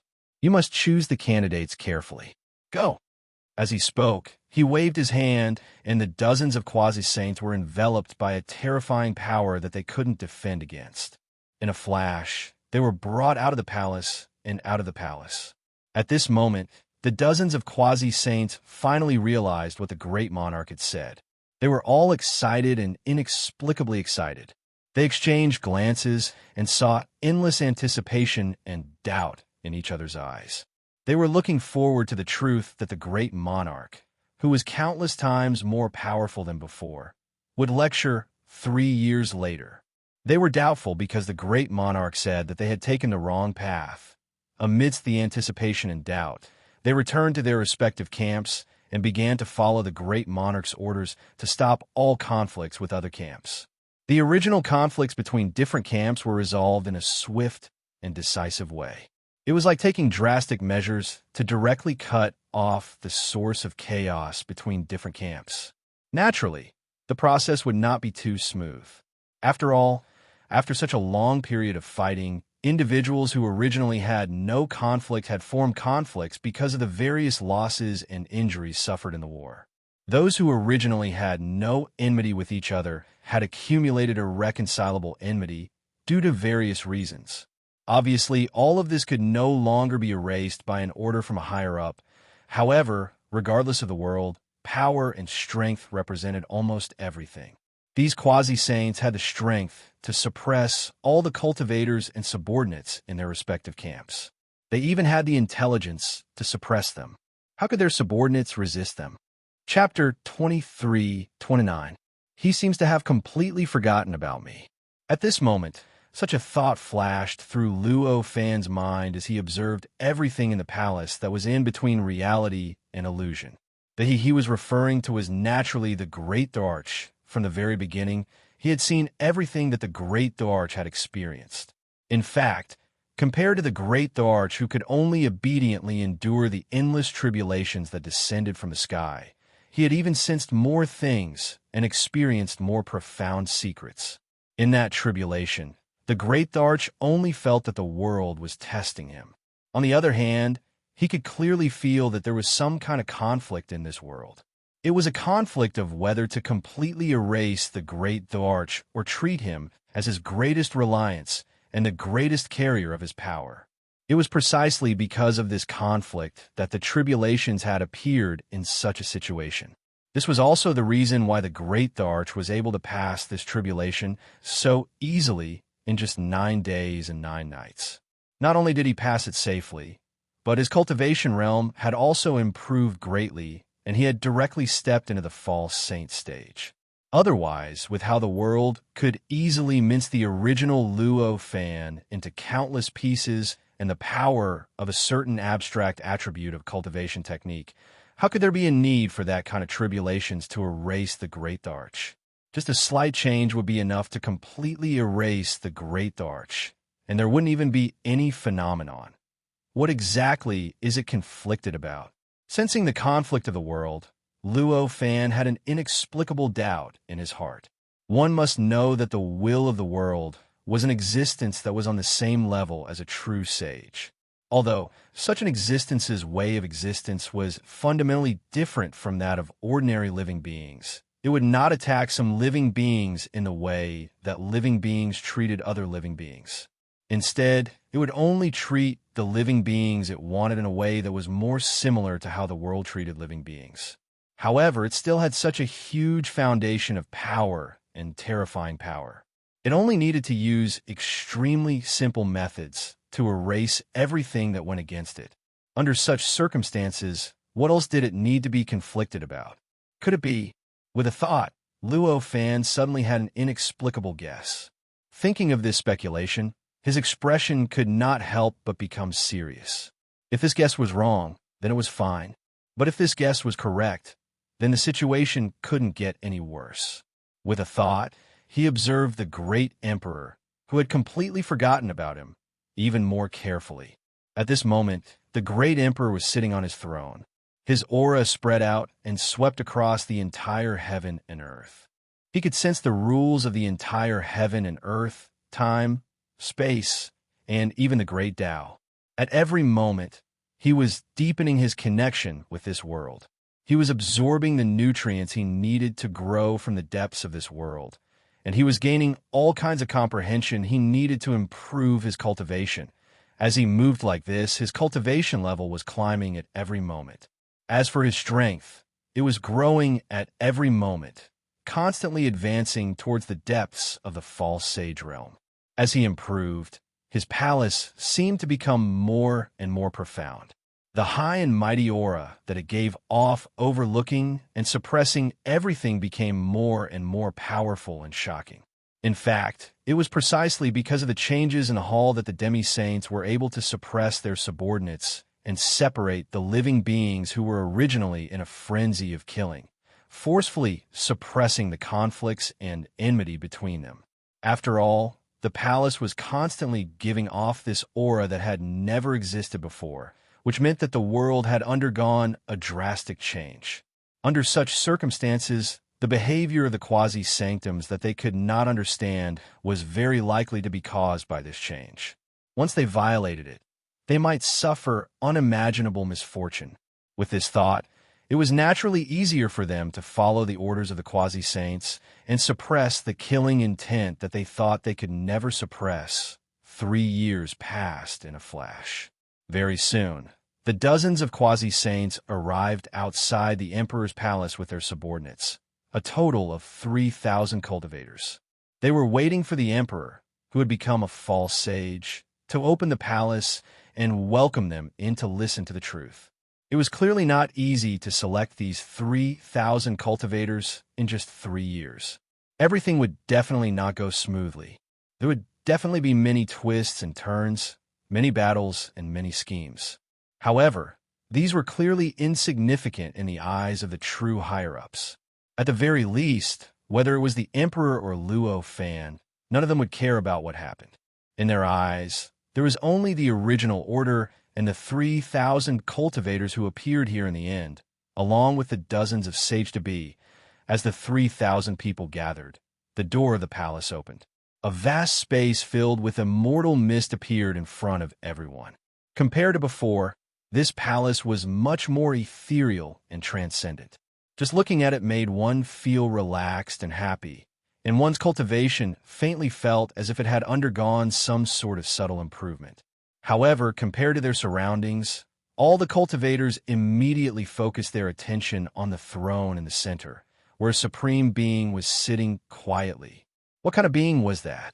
Just by sitting there, he seemed to be the center of the universe. It was as if all the rules and laws of the universe originated from his hands. His calm 3 eyes seemed to contain the deepest, broadest, and most vast truths that they could imagine. Apart from that, what shocked everyone the most was that there was an absolutely real aura lingering around the supreme being. Under the illumination of this real aura, everything that they thought was real became illusory. Regardless of whether it was their surroundings, themselves, or even everything in their hands, everything in their memories, even this part of the world, became blurry and illusory. Truth? Is this the truth? For a moment, the same thought flashed across the minds of all the cultivators who knew why they were here. An indescribable desire emerged from the bottom of their hearts, and their eyes became fanatical. Everyone eagerly entered the palace and sat on the futons hidden in the immortal mist according to the order of strength. The great emperor glanced at the crowd below and confirmed the number of people before he said, "In 3,197 years, chaotic creatures will descend and cleanse the world. At that time, if you can't comprehend the truth, you'll be helpless before them. Therefore, you must remember the truth that I'm going to talk about." Hearing this, everyone couldn't help but be solemn. Even the dozens of sage-to-be became much more serious at this moment. After all, what the emperor was going to say was something that they hadn't heard before. Without understanding the truth, they would be helpless against those creatures of chaos. What exactly were those creatures of chaos? What was the truth? Why couldn't they do anything to them without understanding the truth? Since they couldn't do anything to them without understanding the truth, why did they only need 3,000 people to listen to the truth? If that was the case, wouldn't they have to deal with those creatures of chaos after 3,197 years? For a moment, all kinds of questions kept appearing in their minds, causing the look in their eyes to change slightly.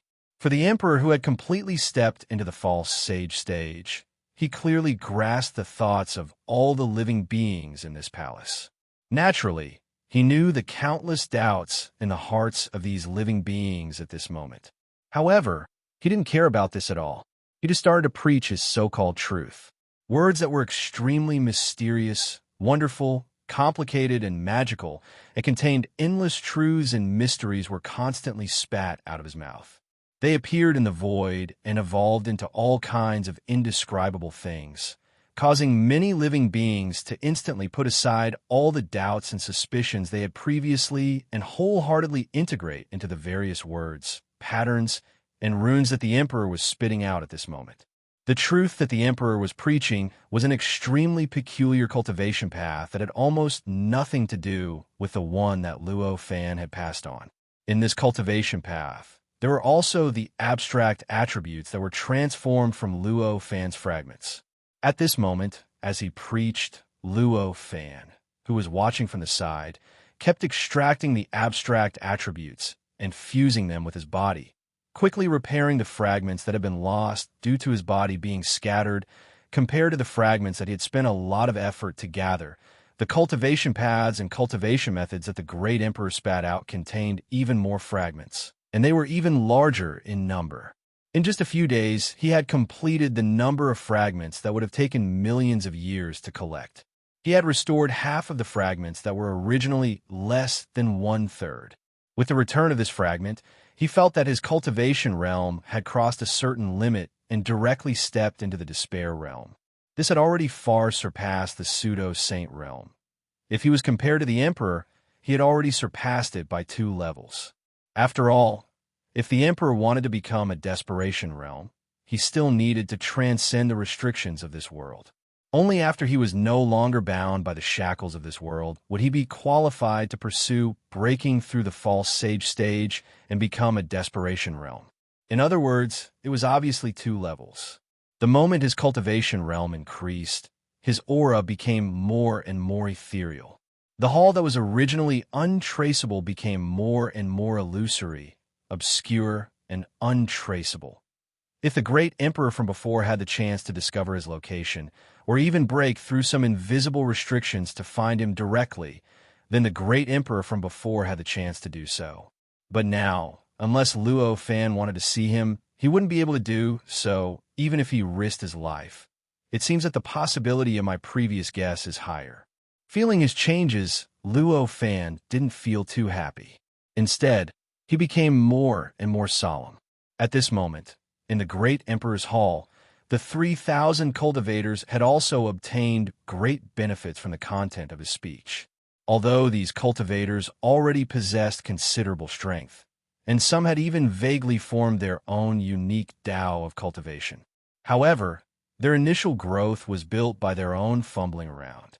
After listening to Luo Fan's cultivation method, they had only summarized the cultivation methods of many other cultivators to make up for their own Tao of cultivation. It could be said that fundamentally, the perfection of these cultivation methods was extremely poor. Although this kind of extremely poor cultivation method was enough for them to obtain their current abilities and obtain the power to decide the situation of this world from a higher level, this kind of extremely poor cultivation method was obviously not enough to complete their historical mission in the future. This was also the fundamental reason why the great emperor was preaching this true Tao to them at this moment. Compared to the various paths of cultivation that they had created themselves, the so-called true path that the great emperor had preached was far more powerful than their own paths of cultivation, be it in terms of perfection or compatibility with the world. From a broader point of view, cultivating the Tao of cultivation of these cultivators was equivalent to developing their own potential, developing the limitless potential contained within their bodies. However, the true Tao that the great emperor was preaching now was using the power of this world, borrowing the power of this world, developing one's own potential. Developing one's own potential could indeed make one stronger.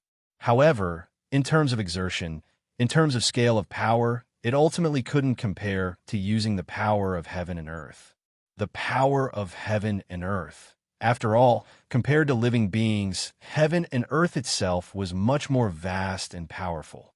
Even if one fully stimulated one's own potential and detonated it, the power that could be released in the end couldn't even compare to the power of an ordinary weather change in this world. In other words, to develop one's own potential and exert it to the fullest, one might not be able to exert the power of heaven and earth that could be mobilized with just 1% of the effort.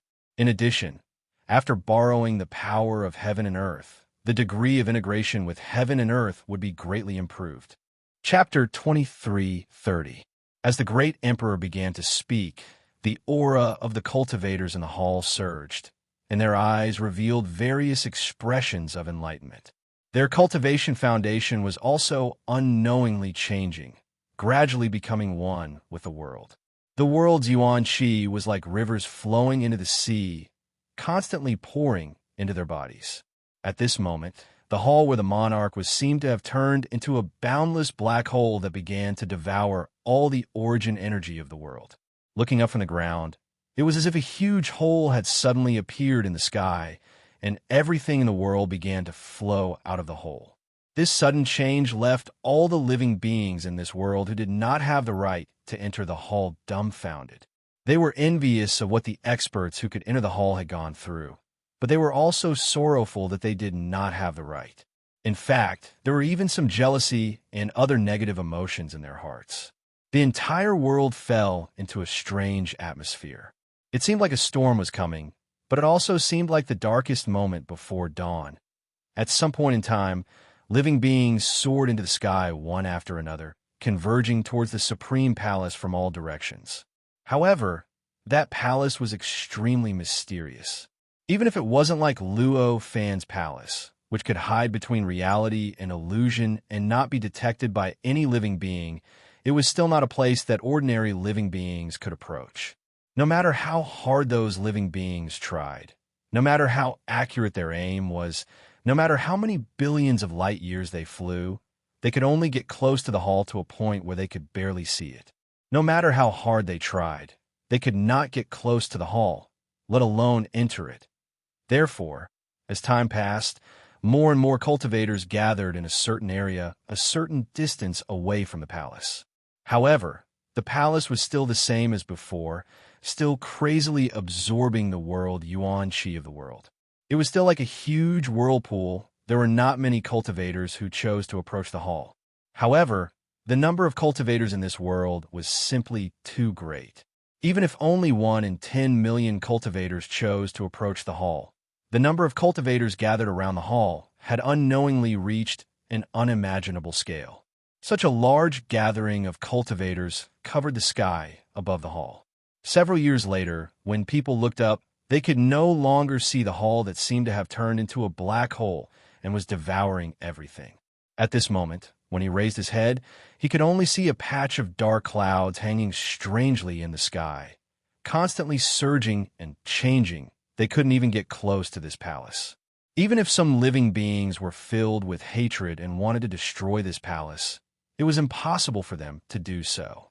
As a result, even though the palace had been the target of countless living beings for so many years, it still quietly hung there, as if nothing had happened. It continued to absorb the endless yuan qi of the world at a steady pace, gathering the endless mysteries behind the world. However, even though they were unable to break into the palace by force, the countless cultivators that had gathered in the distance did not come out empty-handed. If they really didn't gain anything, then how could they have stayed here for so many years? After all, without the suppression from the quasi-saints and the other higher-ups, they could roam the world freely, and they could even take the countless resources that they didn't have the qualifications to obtain. Under such a good environment, how could they waste time staying here if they didn't gain anything? Why would they waste time surrounding the hall? As a matter of fact, they had been receiving a great deal of benefits all these years while they were surrounding the palace. The source of these benefits was none other than the endless origin energy of the world that was gathered by the hall and the endless mysteries hidden behind the world. To all cultivators who had attained the first heaven realm, the origin energy of the world didn't mean much to them, because once one attained the innate golden immortal realm, any cultivator was already capable of being self-sufficient, and so long as they were willing, they could obtain as much as they wanted. However, to those cultivators who hadn't attained the first heaven realm, the endless origin energy was obviously an extremely precious existence. Every bit of origin energy was able to reduce the amount of time they needed to cultivate. At this moment, the endless origin energy that was converging madly from all directions was equivalent to a cultivation accelerator for them. Obviously, besides first heaven realm cultivators, there was a large portion of cultivators that hadn't attained the first heaven realm that were gathered here. After all, the first heaven realm cultivators that possessed true potential and were looked upon favorably had entered the hall and were listening to the lecture with a few dozen quasi-saints. Even though there were first heaven realm cultivators that remained outside, they weren't all of them. Moreover, this was merely the benefits that the origin energy of the world brought to them. Besides the origin energy of the world, the endless mysteries hidden behind the world that were converging ceaselessly from all directions were countless times more precious than the origin energy of the world. It was even to the extent that the value of the origin energy of the world didn't differ according to the origin energy of the world. In other words, no matter if it was to first heaven realm cultivators or non-first heaven realm cultivators, the gathered profundities were equally precious and useful. This was the main reason why countless cultivators were gathered here and refused to leave. However, even though numerous cultivators were gathered here, The origin, energy, and profundities that they could come into contact with were obviously different according to the difference in their distance from the hall and the angle of the hall. Such differences naturally caused the cultivators that were gathered here to compete with each other. As a result, battles naturally occurred in the gathering places of these cultivators. Even though they knew that this was a rare opportunity to gain enlightenment, they still wasted most of their time on these battles. Practically every single place with a beautiful environment was constantly being fought over, and in the end, it caused the utilization rate of those places to be much lower than other places. However, such a change was human nature. It was the aftereffect of so many years of battles. Even if the quasi-saints were here to suppress it, they might not be able to completely suppress it. Moreover, the quasi-saints had already entered the hall to listen to the truth, so none of them were in the outside world to suppress these conflicts. As a result, in this place where many cultivators were gathered, the number of cultivators who died was even higher than when the war was still going on. A subtle chaos was constantly brewing, causing the world to be unable to return to its original state before the various camps were formed. No one in the hall paid any attention to the situation in the outside world. Those who were listening to the truth were trying their best to absorb the content of the emperor's words, trying their best to fuse all the principles and profundities contained in the emperor's words into their bodies as much as possible. They were trying their best to convert everything into their own gains and convert it into a new foundation for their cultivation. In this way, they even wished that they could pay thousands of times more attention to the emperor out of thin air. How could they spare any energy to pay attention to the situation outside the hall? Not to mention that they had the resolve to sacrifice themselves for others. The hall itself was also their biggest obstacle. It was enough to completely isolate them from the outside world, making it difficult for them to discover any changes in the outside world. If the cultivators who were listening to the emperor's words were like that, the emperor who was preaching the emperor wasn't any better. To the emperor, everything he was preaching was not only for the cultivators below to listen to, but also for himself. After all, his countless comprehensions were obtained from the world and the mist at the end of the world. Although they all belonged to him now, the method of obtaining them was still too easy and simple. Through this method of obtaining them, his own comprehension of these profundities still couldn't reach the acme of perfection. There was still a gap between what he comprehended out of thin air and what he comprehended out of thin air bit by bit. Under such circumstances, preaching to the many cultivators at this time was equivalent to comprehending these profundities bit by bit from the beginning. This was obviously a great help to him in mastering these profundities. It could be said that with every bit of truth he preached, his foundation was becoming more solid. Every time a cultivator understood the essence of the truth he preached, it was equivalent to him mastering a bit of the truth himself. In this way, how could he waste time paying attention to the situation in the outside world? How could he pay attention to the methods the cultivators in the outside world used to fight for a place close to the hall? How much price and how many sacrifices were made in the process? During this process, time passed bit by bit. Unknowingly, 300 years had passed. For the outside world, these 300 years seemed very long. At least, for the living beings on the ground who didn't go close to the hall and absorb the endless essence, chi, and profundities gathered by the hall, this was the case. After all, to them, there had been innumerable bombs hovering above the void over the past 300 years, twisting and brewing at every moment as if they could explode at any moment and drag the world into the abyss of despair. To them, the war that happened on a higher plane was the abyss of despair. For the cultivators in the palace, 300 years had passed in the blink of an eye. When the great monarch stopped preaching, indicating that this was the end of the preaching, they were filled with a strong reluctance to leave. They shouted loudly, "Thank you, Emperor, for teaching me the truth." At this time, they were still in a daze and couldn't recover from the content of the Emperor's preaching in the past 300 years. Compared to before, the current great Emperor seemed even more unfathomable. The omniscient, and omnipotent aura that lingered around him was even more intense. At first glance, all the cultivators felt that all their secrets had been seen through by the emperor. All their insights and thoughts seemed to be meaningless in the emperor's eyes. Even though they had made unimaginable progress compared to 300 years ago, they still felt the same. This change made them realize that the distance between them and the emperor had not shrunk after listening to the emperor's preaching for 300 years.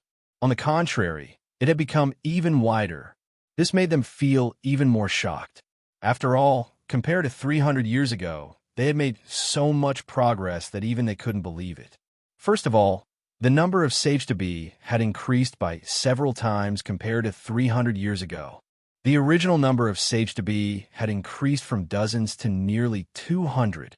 Secondly, the strongest sage-to-be, who was originally only a minor sage-to-be, had unknowingly surpassed the intermediate realm and the great realm, and reached the peak sage-to-be. Apart from that, the other cultivators had at least improved by a small realm, and some had even improved by 5 or 6 realms. They had directly become sage-to-be from innate grand luo. In the past, they even suspected that it would take them millions or even tens of millions of years to achieve such progress. But now, not only had they made such progress in the past 300 years, but they also felt that the strength they could exert had made a qualitative leap compared to before. It was not just in terms of power, but also in terms of efficiency. If it was purely in terms of power, it was not surprising at all that they could exert more power than before with the improvement of their cultivation realms. Now, the reason why they regarded this effect as an extraordinary improvement was because the efficiency of their utilization of strength had increased by countless times. It could be said that now they only needed one portion of power to exert the effect that they needed hundreds or even thousands of portions of power to exert in the past. Even so, they still felt that the gap between them and the emperor had widened.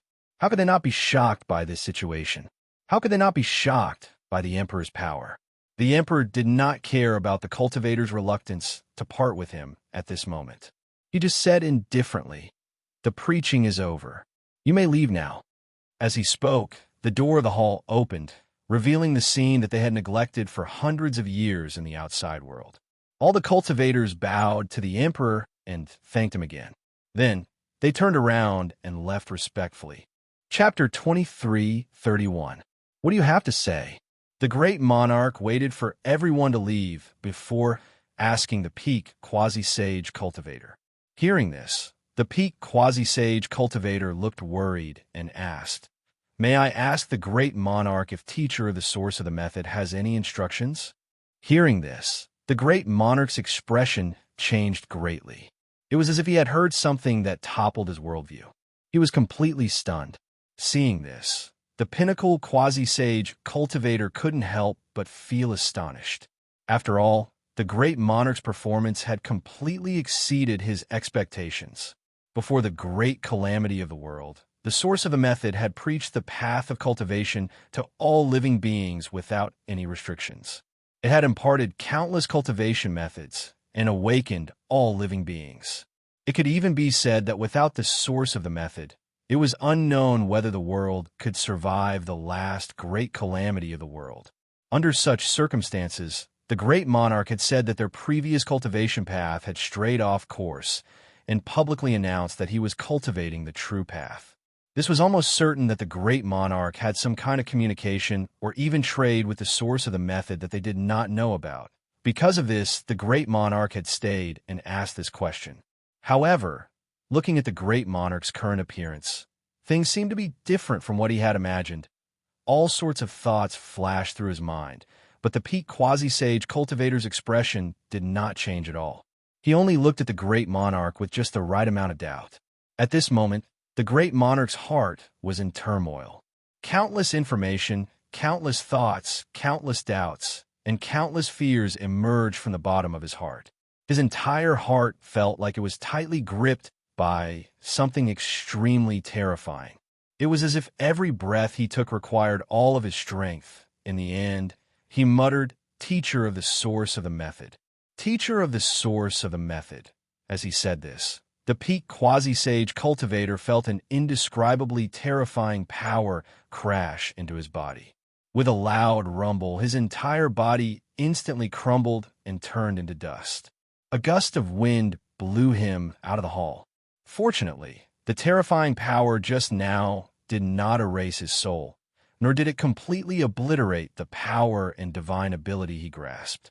The method of shattering his body seemed brutal, but it was equivalent to changing the appearance of water out of thin air. The damage to his body was rather limited.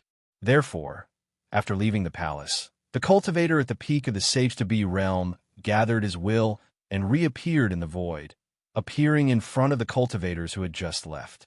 After recovering, the expression of this peak safe-to-be cultivator kept changing.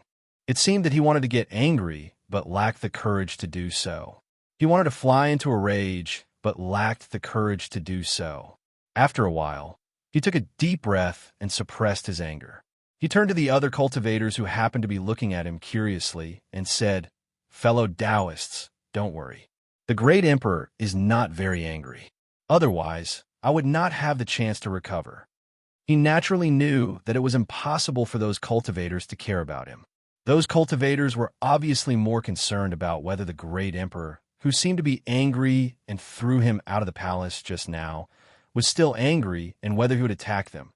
Therefore, he didn't flatter himself by talking about himself. Instead, he directly stated his conjecture about the great emperor. His behavior made those cultivators all heave a sigh of relief. One by one, they reluctantly expressed a little bit of concern for him. After that, they all went their separate ways, heading to various parts of the world to their respective territories. As for the new situation in this world, it was obvious that many cultivators needed to compromise and understand each other according to the situation in their respective places. It was naturally not necessary to discuss it here. As for the countless cultivators who had gathered around when they were listening to the truth in the palace, they had already dispersed when the strange phenomenon in the palace disappeared. Therefore, at this time, there were only the 3,000 cultivators who were listening to the truth in the palace. This saved them a lot of trouble. Let's not talk about how the 3,000 cultivators would compromise and understand each other after returning to their own places. Let's talk about the great emperor alone. At this moment, the great emperor's emotions were extremely chaotic, and he felt extremely uncomfortable. At this moment, he faintly felt that there seemed to be a huge shadow behind him that was shrouding him. This shadow was so terrifying that just thinking about it made him tremble. Why did I suddenly forget about him?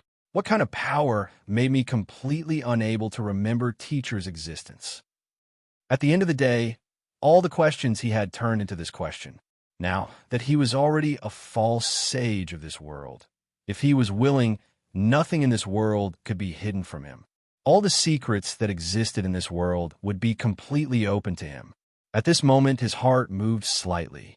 His perception directly penetrated the endless distance, the countless barriers of time and space, the barriers of rules and laws, and even the misdirection of the great Tao. He directly arrived at the place where he had stayed for a long time, the place that was between the real and the fake.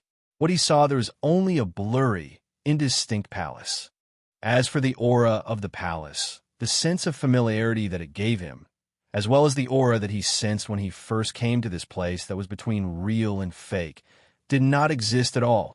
It was as if it was just an afterimage of the palace that his teacher, the source of the method, had left there. This is really bad. At this moment, this was what appeared in the great emperor's mind. In front of other cultivators, he felt like he was in control of everything and could crush them all. In fact, when he thought of his teacher, the source of the technique, he was shocked, worried, and panicked. However, in his heart, he had a feeling that he was on par with him now, and perhaps he could even defeat him now. However, now that he came into contact with the palace that was between the real and the fake, he realized that the gap between him and his teacher, the source of the method, had not only not shrunk, but it had also greatly increased. It was the same feeling that the quasi-saints felt when they saw him. Since the great emperor was able to take on the heavy responsibility of leading the world during the disaster, he was clearly not a coward. At this moment, although the situation seemed to be so bad that it could not be salvaged, he did not lack the will to solve it. He did not have the intention to escape either. In that instant, a thought flashed through his mind. He stood up and took a step forward. His figure had already entered the void, entering the realm that existed between reality and illusion. He quickly headed towards the location of the palace that seemed to have turned into an illusory afterimage. It didn't take long for him to arrive outside the palace. Just like what he sensed before, the palace was still as illusory as before. He could not even see the palace, let alone enter it to meet Luo Fan. The great emperor had expected this to happen. With a thought, he knelt before the palace and begged Luo Fan to forgive his mistake and grant him a meeting. His begging was extremely sincere, and his attitude was as humble as it could be, compared to his current attitude, the attitude that the quasi-saints and innate grand Luo realm cultivators had when they met before could be considered arrogant. Several days later, a sigh was heard by the great emperor. Hearing the sigh, the eyes of the great emperor who had been sincerely begging for several days lit up. He felt an indescribable excitement rising from the bottom of his heart. At that moment, he began to beg even more earnestly. Although he did not cry, it was still extremely touching, and one could not help but be moved. At this moment, the palace that was originally like an afterimage began to become clearer and more real. It didn't take long for it to return to its original appearance. It was completely presented in front of the great emperor. Immediately after that, the door to the hall opened with a rumble, and a boundless and deep starry sky appeared. I'm still too far away from teacher. At that moment, such a thought appeared in the great emperor's heart. When he compared the interior of the palace before him to the interior of the palace that he had created before, he knew that the interior of the palace before him was worlds apart from the one before him. It could even be said that comparing the two together was an insult to the starry sky before him. The interior of his palace was merely an ethereal and transcendent atmosphere that he had casually created. However, the starry sky before him was not only vast and boundless, but every single star in it was also real. In fact, when he focused his gaze, he could even see countless living beings living within the countless stars. In other words, the starry sky before him seemed to be just a background that his teacher, the origin of technique, had casually created at first glance. However, the actual situation was that it was a complete universe that was truly perfect. There were even laws, the river of time and space, and some sort of Tao within it. Compared to the ethereal and transcendent atmosphere of the palace that he had casually created, it was naturally much higher. He walked forward devoutly and soon saw Luo Fan, who was sitting in the middle. He saw the supreme existence that seemed to be the core of the entire universe. Compared to what he had seen before, Luo Fan was still the same as before. Even his movements seemed to have not changed at all. So, I've only learned a drop in the ocean back then. At that moment, this thought appeared in the great emperor's heart out of nowhere, making him feel even more reverent. Luo Fan naturally knew what the great emperor was thinking. At that moment, he said, "It seems like you've really remembered me." Hearing this, the great emperor hurriedly knelt and apologized. "I don't know why, but I was muddle-headed back then and completely forgot about teacher. I only remembered when someone reminded me. This is really strange, and I can't tell you about it," he then explained. Hearing this, Luo Fan nodded calmly and said, "I already know the reason." The great emperor's eyes lit up when he heard this. He hurriedly knelt again and begged Luo Fan to give him an answer. Luo Fan shook his head and said, "It's not the right time yet. I'll tell you the next time we meet. Knowing too much now won't help. Instead, you'll get into trouble." The great emperor was rather unwilling to accept this. The answer was right in front of him, but he could not find out because he was being obstructed. One could imagine how torturous it was. If it had been before, he would definitely have listened to Luo Fan's arrangements and cast the matter aside. However, at that moment, he felt the urge in his heart growing stronger. His desire for the answer to the question was expanding like crazy. In just a short while, his desire for the answer had grown so strong that he could no longer suppress it. It had directly overpowered his rationality. If he was still in that calm state, perhaps he would know that something was wrong with his current situation. However, it was obvious that his rationality had been overwhelmed by the desire. At that moment, all he could think about was to dig out the answer from Luo Fan's mouth. He had cast everything else to the back of his mind. Therefore, he knelt down and kowtowed to Luo Fan. He could not stop begging, hoping that Luo Fan would tell him the answer to his question. He was willing to bear all the consequences of his actions and pay any price that he had to pay. If anyone else saw the great emperor behaving like this in front of Luo Fan, they would definitely have their worldview overturned. They would suspect that the person before them was purposely created by Luo Fan to tarnish the great emperor's image. Faced with such a great emperor, Luo Fan's expression did not change. He merely asked calmly, "Are you really willing to bear all the consequences of your actions? Pay any price that you have to pay?" The great emperor's fervent eyes suddenly lit up. He could not help but nod to express his absolute willingness. Luo Fan asked again, "Even if this may subvert your worldview and cause your cultivation path to be cut off from now on, and you may never have the chance to improve again, will you still not change your mind?" A hint of struggle flashed through the great emperor's eyes, but a hint of clarity flashed through them. However, the struggle and clarity ultimately could not overcome the endless fervor and endless desire that surged from the bottom of his heart. In the end, it was completely washed away by the fervor, causing his eyes to regain their previous fervent look. Seeing that, Luo Fan did not persuade him anymore. He said, "If that's the case, I'll tell you the answer. I only hope that you won't regret it. Teacher, please say it. Even if I die and my soul scatters after hearing it, I won't have any complaints towards teacher." The great emperor vowed. Hearing this, Luo Fan only said, "You can naturally say anything now. You'll only know the final outcome after I'm done." Chapter 23:32.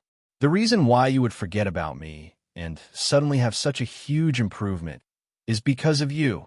The root cause is that you resonated with your source when you were at the end of the world, at the boundary between the world and the chaotic state. Luo Fan explained the root cause of the emperor's various changes calmly. These words caused the martial monarch's expression to change dramatically. His heart was filled with fear, but there was still a hint of confusion deep in his eyes. It was obvious that he felt extremely uneasy from the words that he heard from Luo Fan. However, it was obvious that he could not completely understand the meaning behind Luo Fan's words. That was why he was at a loss now. Source? Resonance? He muttered as his three eyes looked at Luo Fan. There was doubt, confusion, and fear in his eyes. His body, which had not sweated in a long time, started to break out in cold sweat. He had a premonition that what his teacher, the origin of the technique, was going to say next would topple his worldview. It would cause his original understanding of the world and his understanding of himself to undergo a tremendous change. Rationally, he wanted to stop Luo Fan and stop him from continuing. But emotionally, he was incomparably eager for Luo Fan to explain to him what he was going to say next. Even if he had to pay with his life, he would not hesitate. Since Luo Fan had already decided to tell her, he naturally could not give up halfway. He said indifferently, "I think you should have sensed the strangeness of this world." Now, the great Thoarch had already become a false saint. Moreover, he had perfectly merged with this world, almost becoming a part of this world. As such, he definitely had a perception of the state of the entire world that surpassed that of ordinary cultivators. Even though the world was created by his sixth great calamity, even the appearance of the born Taoism aptitude was completely replicated. It was already extremely detailed and perfect. However, after all, it was not a world created by a true divine stage existence in the state of chaos. For ordinary cultivators, the slight difference during this period might not be enough to let them know, nor would it be enough to make them feel uncomfortable. However, to the false saint who had already merged with heaven and earth, the extremely tiny disharmony was as obvious as a black dot on a piece of white paper. Of course, perhaps with his experience, his understanding of cultivation, the primal chaos, and tribulations, he was unable to describe this anomaly. However, he was definitely able to sense it. Hearing this, the great monarch's face was filled with shock. He had never shown this strange feeling in any situation before. In fact, he wasn't even sure if this feeling was real. Was it just an illusion, or was there really something abnormal? Previously, he even had the thought of spending some effort to find the answer to this question. However, he didn't expect that his teacher, who was the source of the technique, would be able to point out his feelings so straightforwardly. From the looks of it, it was as if this abnormality was a matter of course. How could he not be shocked and aghast? This disciple has the same feeling, he said with some doubt. Luo Fan said expressionlessly, "That's what you feel. In fact, this world was created by a certain existence for a certain purpose, using a perfect world that existed in the state of chaos as a template. The great Tao, rules, and nomological laws in this world were all copied from that world. In other words, everything could be found in that part of the world, the source. Do you understand now?" When the great monarch heard this, he was stunned. The first thing that appeared on his face was disbelief and rejection. Immediately after, his gaze changed, as if he had thought of many things that had happened in the past or comprehended something. The disbelief and rejection gradually disappeared. Not long after, he turned into ashes, and there was an indescribable despair in his 3 eyes. No matter what, he was a false saint, so how could he not know what Luo Fan meant? The great Tao, rules, and nomological laws in this world all had a source, and his previous improvement and forgetfulness had resonated with his source. Didn't that mean that he was actually just a copy of a certain living being? In that case, how much of his life, his personality, the realizations and feelings that appeared at certain times, and even the countless information, mysteries, and realizations that he had obtained out of nowhere, how much of it truly belonged to him? Or could it be that all of this was just a fixed process that had always been carried out in a fixed manner and order? All sorts of complicated and messy thoughts kept emerging from the bottom of his heart. Not long after, his spirit was completely drowned, causing his entire body and mind to fall into a violent storm. He could no longer control himself. From the outside, it looked like the power in the great emperor's body had begun to surge rapidly. The infinite power contained in his body surged wildly, constantly shattering the surrounding space-time.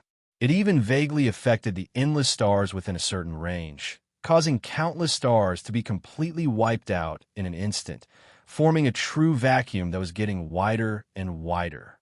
The supreme, omniscient, and omnipotent feeling that the great emperor originally had started to waver.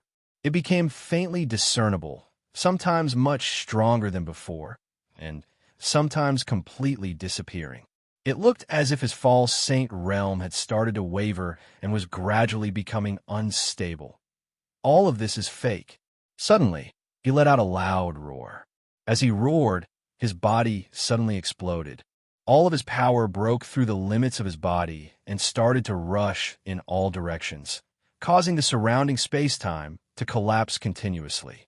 The entire palace, or rather, the universe inside the palace, started to shake crazily at this moment. It was as if it had turned into a reflection in the water and was being stirred crazily by some invisible power. If Luo Fan wasn't here, no matter how vast this universe was, it would definitely fall into doomsday in an instant. Everything would be completely destroyed under the terrifying impact of the false saint realm power. However, this situation obviously did not happen. At this moment, Luo Fan was still in this universe, still in front of this great emperor. At this moment, he didn't even make any movements. With just a thought, a power that could freeze, everything swept across the entire universe, directly suppressing the terrifying power that was crazily destroying this universe. The level of this power was extremely high, and it was definitely fatal to ordinary quasi-saints or even false saints. However, to Luo Fan, it was just a power that he had grasped before. It couldn't be any easier for him to suppress it. In just an instant, the entire universe had completely frozen. The body of the great emperor, who was constantly collapsing and being destroyed, also stopped at the same time. Although the power was still spreading in all directions, it was no longer able to affect anything in the surroundings. It felt as if the power had turned into a breeze. At this time, the great emperor slightly sobered up because the impact of the power had become gentle. He looked at Luo Fan with eyes full of complex emotions. There seemed to be some fear, some expectation, some regret, and some sudden realization, as well as some indescribable resentment. Luo Fan sighed and said, "Sure enough, I knew it would be like this." At this moment, the great emperor's eyes were filled with intense pain as he let out a loud roar. "Disciple regrets it." As he spoke, his entire body seemed to be made of smoke. With a slight shake, he dissipated in all directions. Only a faintly discernible imprint was left. It shot out of the hall and directly broke through all the barriers in the hall. It entered the perfect life cycle in the outside world, entering his next reincarnation. This was Luo Fan's hall. If he wanted to, he could definitely stop the imprint. However, at this moment, he only quietly watched the mark go through reincarnation and did not take any action. "I hope you'll be able to regain your true self after reincarnation," thought Yi Futian as he watched the imprint gradually disappear. Following that, he turned his gaze and looked at the entire world outside. He saw all the cultivators in the outside world. With a thought, the situation of these countless cultivators flashed through his mind.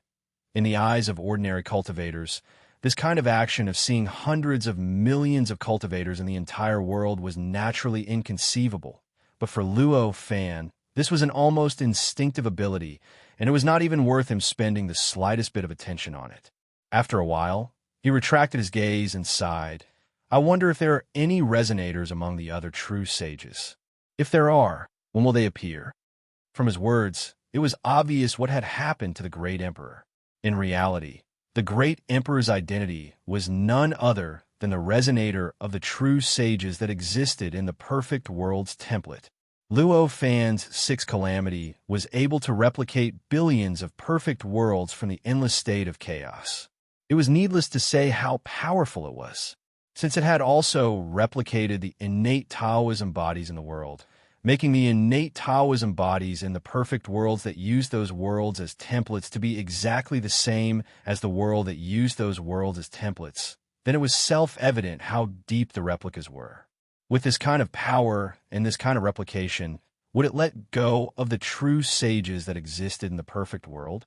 The creator of a perfect world must be a true sage. No matter how bad a perfect world was, there must be a creator of a true sage.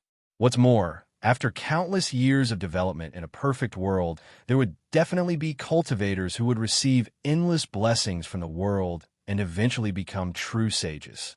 This calamity replicated the perfect world in order to deal with Luo Fan, who was going through the calamity. Since that was the case, as the strongest true sage in the perfect world, how could it let go of him? Even if the true sage had a majesty that surpassed everything, the calamity could not replicate him completely. However, through the corresponding environment, an individual that could resonate with the true sage could be derived. From another, indirect point of view, it was obviously possible for the calamity to obtain a bit of the true sage's power. Obviously, the great emperor from before was such an existence. The benefits he obtained when he entered the fog at the end of the world were obtained because he resonated with a true sage in the perfect world that was used as a template by the world. What kind of incredible existence was a true sage? In Luo Fan's previous Great Tribulations, the Great Tribulation of heaven and earth was enough to dominate the entire Great Tribulation and even destroy the countless backup plans of the Great Tribulation. Even if the resonance between the great emperor and the true sage was insignificant, or even insignificant enough to not attract the attention of the true sage, it was enough to cause an earth-shattering upheaval and cause his essence to transform. Therefore, at that time, he was instantly promoted from a rank 1 pseudo-sage to a rank 9 pseudo-sage. That was why his potential skyrocketed by hundreds of millions of times, to the point that even Luo Fan could not detect it clearly. However, How could there not be a price to pay for resonating with a true sage? An existence like a true sage was already a supreme existence that surpassed all cultivators. Even if it was just a trace of an insignificant characteristic, it was already not something that the great emperor could bear. In fact, the moment he resonated with the true sage, the great emperor's ego had already been changed by that resonance. His mind, his cognition, and everything about him had been completely distorted by the characteristic that resonated with him at that moment. After that, in order to resist the ever-increasing calamity, he could only continue to stimulate his potential and fuse with the subtle characteristic that he had obtained from resonating with the true sage. This caused his ego to become more and more deceived, causing everything about him to become more and more distorted. In the end, when he truly stepped into the false sage level, there was already an essential difference between him and his original self. Everything that originally belonged to him had been completely covered up and became the things that happened before ordinary people could remember. It was precisely because of this that he had completely forgotten about Luo Fan and the various cultivation principles that Luo Fan had taught him, as well as the fundamental reason for cultivating the mysteries of cultivation. Chapter 2333. Originally, according to Luo Fan's plan, he should have waited for a period of time, at least until the great emperor's ego had grown to the point where it could compete with that special trait. Only then would he wake him up and let him recognize himself. After all, only by reaching that level would he have the possibility of regaining his sense of self. Only then would he have the possibility of defeating or even completely absorbing that special characteristic. Unfortunately, as mentioned before, the great emperor couldn't bear to wait due to his instincts. Therefore, Luo Fan could only comply with his choice and make it clear. After all, to him, the great emperor was merely a living creature that was born from the great calamity to deal with him. There was still a fundamental conflict between them. Naturally, he would not take the risk of enmity with the great emperor for the great emperor's sake. Moreover, in addition to this, Zhou Bao also had some ideas that he could take advantage of this opportunity to implement. To a certain extent, the great emperor's choice was a good thing for him. That was why everything that had happened earlier had happened. While Luo Fan was thinking about the gains and losses, the perfect world outside had undergone a tremendous change. An indescribable sorrow emerged from the bottom of the hearts of all living creatures, filling their hearts and making them feel indescribable sorrow. In this sorrow, they couldn't help but shed tears. It was as if they had suddenly lost something that was very important to them. What's going on? Why am I suddenly so sad? Why am I in so much pain? The pinnacle quasi-sage was dealing with the problems left behind in his territory for the past 300 years. Suddenly, he felt a lump in his throat and tears flowed down uncontrollably. He couldn't help but feel a strong sense of uneasiness in his heart. With a slight thought, he lifted his foot and took a light step out of his cave abode. Looking around, the entire world seemed to be shrouded in this indescribable sorrow. What is it? Could it be? He was shocked. Suddenly, he thought of something and looked up at the sky.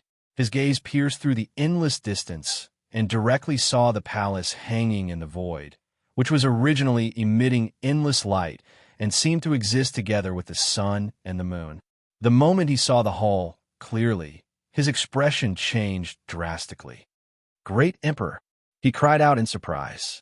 His voice was filled with doubt, shock, and despair. In his eyes, cracks appeared one after another on the surface of the supreme palace, spreading and connecting at an unimaginable speed. Not long after, the original lines had turned into a large expanse, covering every inch of the entire palace. The mysterious light that was constantly being emitted from the palace started to tremble at this moment, as if it had run out of energy and was about to collapse. More and more gazes were directed towards the hall when they noticed the changes in the brilliance. When they discovered the changes in the hall, an even deeper sorrow and panic rose from the bottom of their hearts, causing them to wail, cry, and roar. The tears that had involuntarily gushed out earlier were like a flood that had burst a dam. The sorrow and anguish of the scene were indescribable. As the palace changed, the entire void started to darken, and a faint blood-red light started to fill the void. A series of thunderbolts began to reverberate in the void. Then, rainwater started to fall. The rainwater was originally colorless and transparent, but under the illumination of the dark, blood-red sky, it was dyed a faint red. It looked like endless blood was pouring down from the sky. This is the world crying. This thought appeared in everyone's hearts. The sorrow in their hearts became even more intense as they thought about this. The tears that had already shown signs of stopping could no longer be stopped. At this moment, the palace finally collapsed with a loud bang, turning into countless fragments that scattered in all directions. Like countless meteors, they streaked across the sky and fell madly to the ground, leaving behind a beautiful scene in the void. As the palace collapsed and turned into countless meteors, the brilliance that had descended from the sky, like another sun, also disappeared without a trace, as if it had never appeared in the first place. The entire world fell into the greatest darkness since the great emperor's reappearance. It was just like how everyone felt at this moment. The great emperor has fallen. It was unknown who said this, but it caused the sky to be filled with cries. This caused the entire world to be shrouded in an unimaginable sorrow. Among all living beings, there were only a few who had seen the great emperor. Although there were many more who knew about the great emperor, compared to the countless living beings in the world, they were only a small portion of them. In other words, there were not many people who truly knew and acknowledged the great emperor at this moment. However, under such circumstances, the sky was filled with cries and the sorrow and pain that permeated the world. Every living being's pain and sorrow came from their own hearts, The reason for this was very simple. At this moment, everyone, regardless of whether they knew the great emperor or not, felt an indescribable sorrow and fear from the bottom of their hearts. The sorrow came from heaven and earth out of thin air. The fear came from their instinctive uneasiness. The sorrow bestowed by heaven and earth was enough to cause them to feel sad, to cause them to grieve, to cause them to cry bitterly. However, only the uneasiness of being unable to control their bodies and minds, as well as the fear of their lives being threatened, could cause the sorrow to seep into their hearts.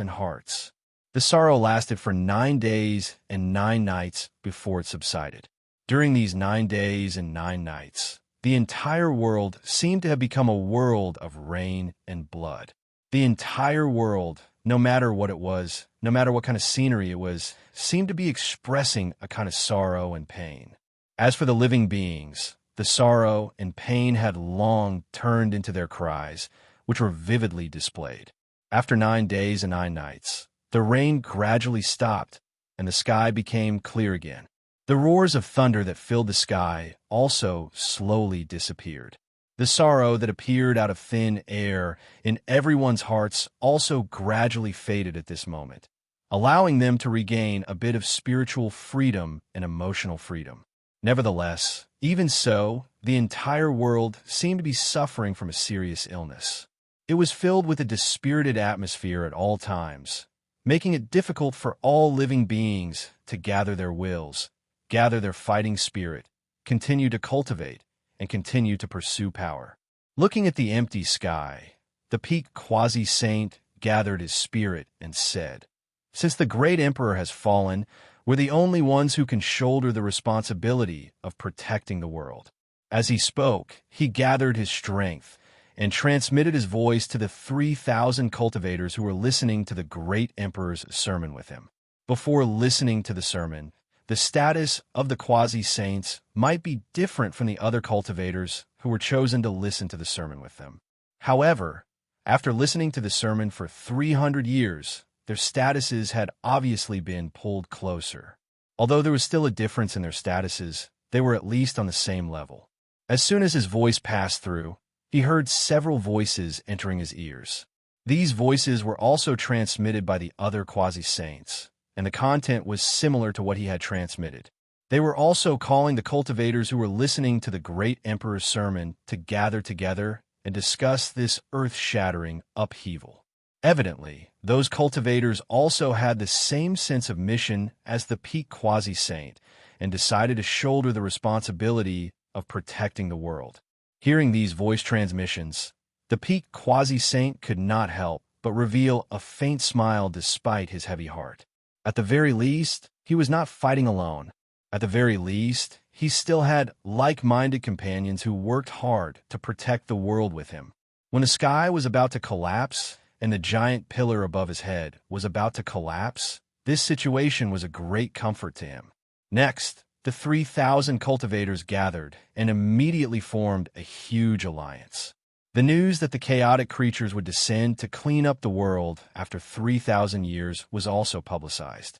All kinds of information and mysteries of the truth path that they had heard from the Great Emperor were also constantly being publicized. Through this unstoppable effort, all living beings soon recovered from the sorrow of the Great Emperor's death. They began to work hard for their own lives. After all, the death of the Great Emperor was a huge disaster for them, and they would be sad for millions of years before they could recover. However, no matter how sad they would never abandon themselves or put their sorrow above their lives. After knowing that the chaotic creatures would descend to threaten their lives, the threat of their lives naturally suppressed their sorrow and allowed them to quickly get rid of it. They began to use all their efforts to improve themselves so that they could fight against the disaster that would descend after 3,000 years. Because of this change, the entire world seemed to improve. The original sorrow and sadness were dispelled at an unimaginable speed. Hundreds of years later, the death of the Great Emperor had almost become an ancient legend. Another 1,000 years later, no one mentioned the Great Emperor at that time. Everyone was only guessing what the chaotic creatures would look like, how terrifying they would be, and what methods they would use to fight against them. Just like that, 3,000 years passed in the blink of an eye. Time had unknowingly come to the moment that the Great Emperor had mentioned, the moment when the chaotic creatures would descend. How would the chaotic creatures appear? This question appeared in the minds of many living beings. In particular, the 3,000 cultivators who were the higher-ups of the entire Great Alliance were more concerned about the answer to this question. Among these cultivators, most of them were survivors who had participated in the previous world calamity. To them, dealing with the chaotic creatures that came from outside the world was equivalent to dealing with a small world calamity. With their experience, they had already reached the limits of what they could do in the past 3,000 years. Whether it was setting up formations, setting up defensive areas, refining divine abilities, or crafting artifacts, they had already reached the limits of what they could do in the past 3,000 years. Although it had only been 3,000 years, their cultivation realm was stronger than that of the Great Emperor back then. Therefore, their preparations were much more perfect than when they faced the world calamity. At the very least, if they encounter calamity like the first world calamity again, the world's performance would definitely be 100 times stronger than before. Of course, this would only happen if the calamity did not change. If something happened to the world calamity, the outcome would be unpredictable. In any case, we've already done everything we could. As for what happens next, we can only leave it to fate, another quasi-saint said with a sigh. Up to fate? A quasi-saint harumphed, clearly dissatisfied with that word. They were currently resisting the calamity imposed by fate. How could they leave it up to fate? In his opinion, this kind of attitude was clearly a negative one. Naturally, it made him feel displeased. The quasi-saint who said that they would leave it to fate could not help but smile bitterly. I was wrong. At this moment, the entire world fell into an inexplicable tension. Even the living beings with the mark of destruction fell into silence at this moment. They did not secretly carry out destructive actions like they did in the past. Instead, they waited for the chaotic creatures to descend together with the other living beings. These creatures with the mark of destruction were determined to destroy everything, to destroy everything, to destroy this world, and even themselves. However, after reincarnating time and time again, they eventually gained wisdom and knew how to weigh the pros and cons. They understood that if they took any action before the chaotic creatures descended, They would most likely block the disaster for the chaotic creatures and completely bear the attacks that the chaotic creatures were supposed to bear. Under such circumstances, how could they jump out at this moment? Due to this reason, the world fell into a calm state like the calm before a storm. An oppressive feeling enveloped the entire world. In the hearts of all living beings, the arrival of the chaotic creatures naturally came from the sky. Therefore, at this time, even the 3,000 cultivators who were listening to the truth preach were paying more attention to the void. They were vigilant against the danger coming from above, waiting for the extremely dangerous, ugly, and powerful creature that could appear in the sky at any time. Chapter 23:34. When the chaos creatures descended, the location where they appeared caused countless cultivators to panic. That was because the chaos creatures didn't come from the sky. Instead, they broke through the void and appeared on the ground. Only an extremely small portion of them appeared in the depths of the ground and the sky. Damn it! The 3,000 cultivators were horrified.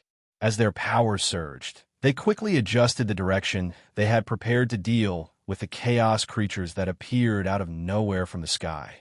The relationship between the chaos state and heaven and earth was different from what ordinary living beings thought.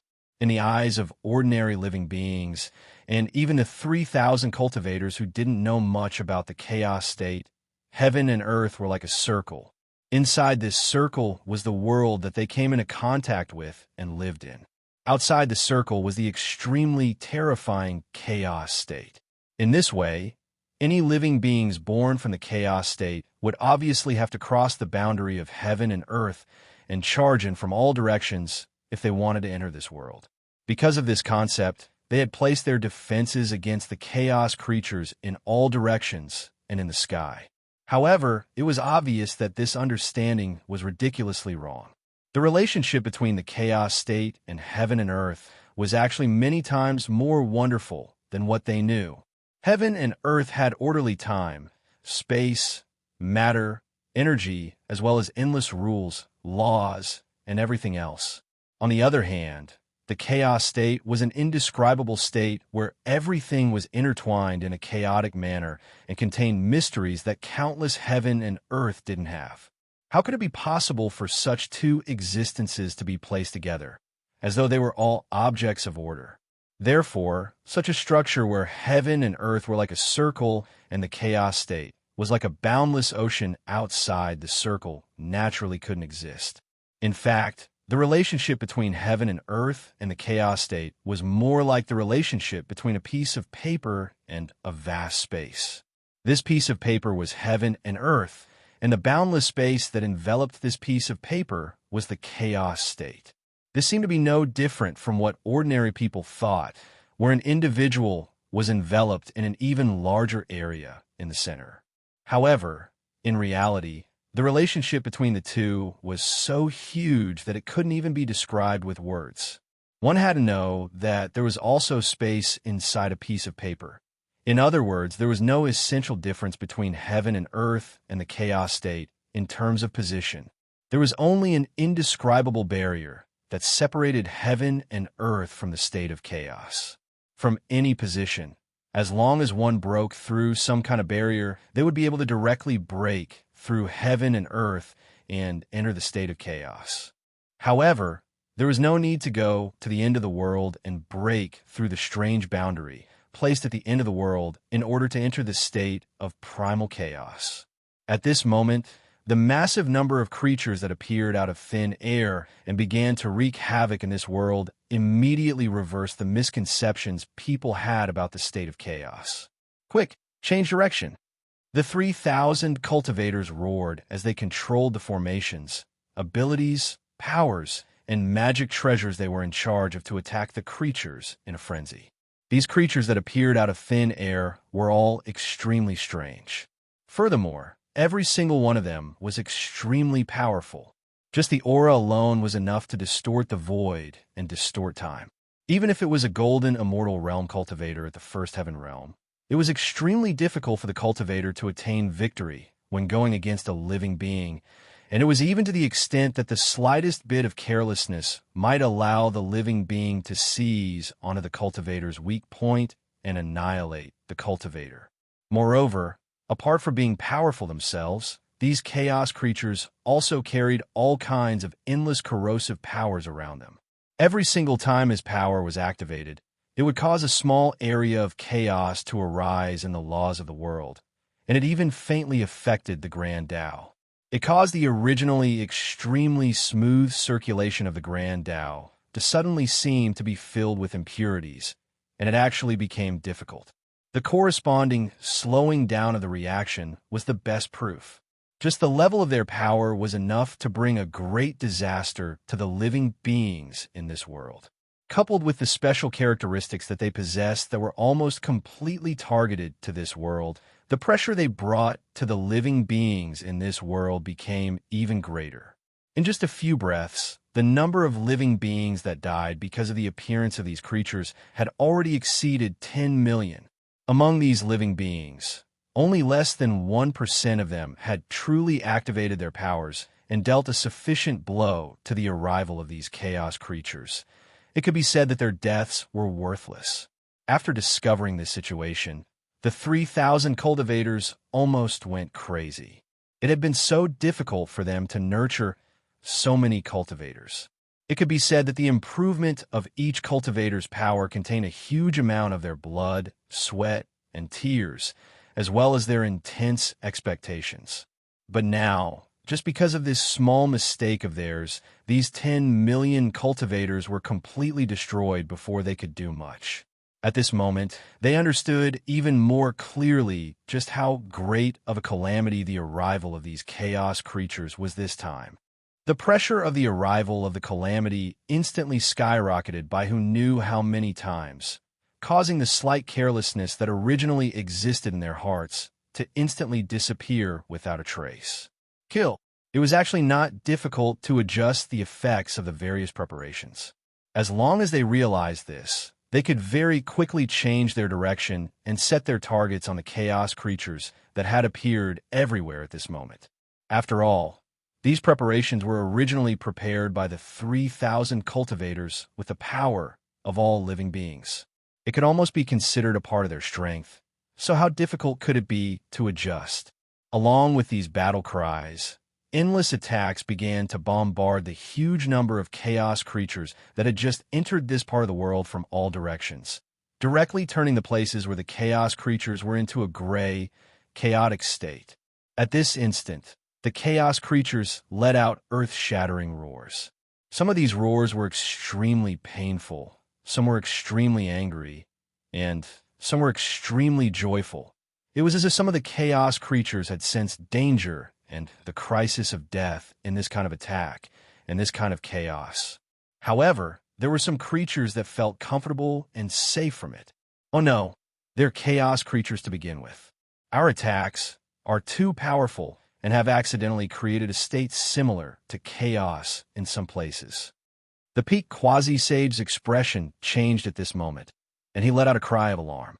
At this moment, somewhere where the chaos creatures were, the area that had been crushed by the countless attacks suddenly shook. Then, all the gray chaos seemed to be frantically devoured by a black hole, and finally disappeared completely, directly revealing the chaos creature that had been attacked. This chaos creature had an extremely strange appearance. It had 17 heads, 30 to 40 legs, and its entire body was covered with strange fur that constantly fluttered. Every time the fur fluttered, the surrounding space-time would undergo a strange change, as if some strange space-time was created and destroyed in this process. The creature's appearance was so ugly, yet it was so ferocious. Ordinary living beings would have nightmares for more than 10 days after taking a look at it. However, at this moment, the 17 heads of this creature roared at the sky in extreme joy. As it roared, the area it was in seemed to be suddenly gripped by a force. With a sudden squeeze and twist, the area was completely turned into powder, leaving only a bottomless pit under the creature's feet. At first glance, it was impossible to see the bottom of the pit. As for the city that originally existed here and the hundreds of millions of living beings in this city, they also disappeared completely. Damn it!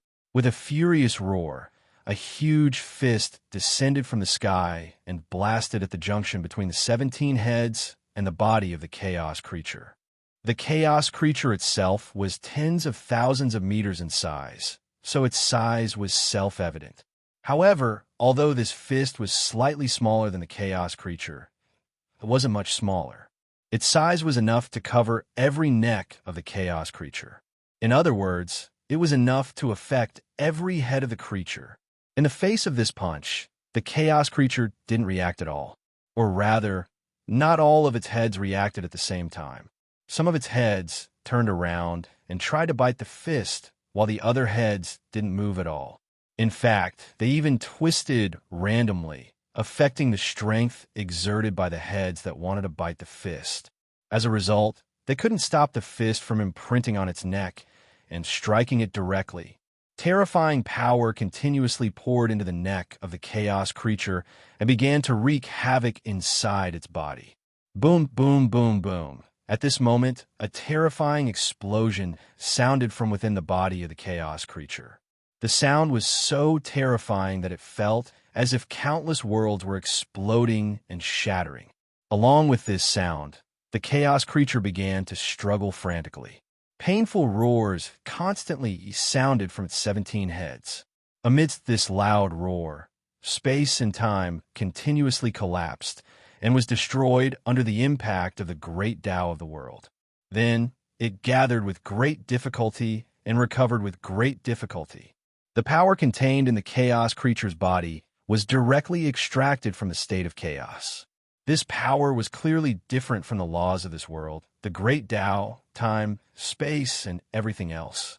This difference might not be considered much under normal circumstances, but at this moment, when it was unscrupulously triggering the backlash of this world, the effect was rather tragic. The endless pressure of the world frantically poured into the body of the chaos creature through the fist, completely ignoring the continuous explosions coming from inside its body. In the end, in the loudest and most intense explosion, the entire chaos creature exploded, turning into countless fragments that scattered in all directions. Then, under the corrosion of the world, it began to be rapidly annihilated and eventually disappeared without a trace, as if it had never appeared. At this moment, the owner of the fist emerged from the void.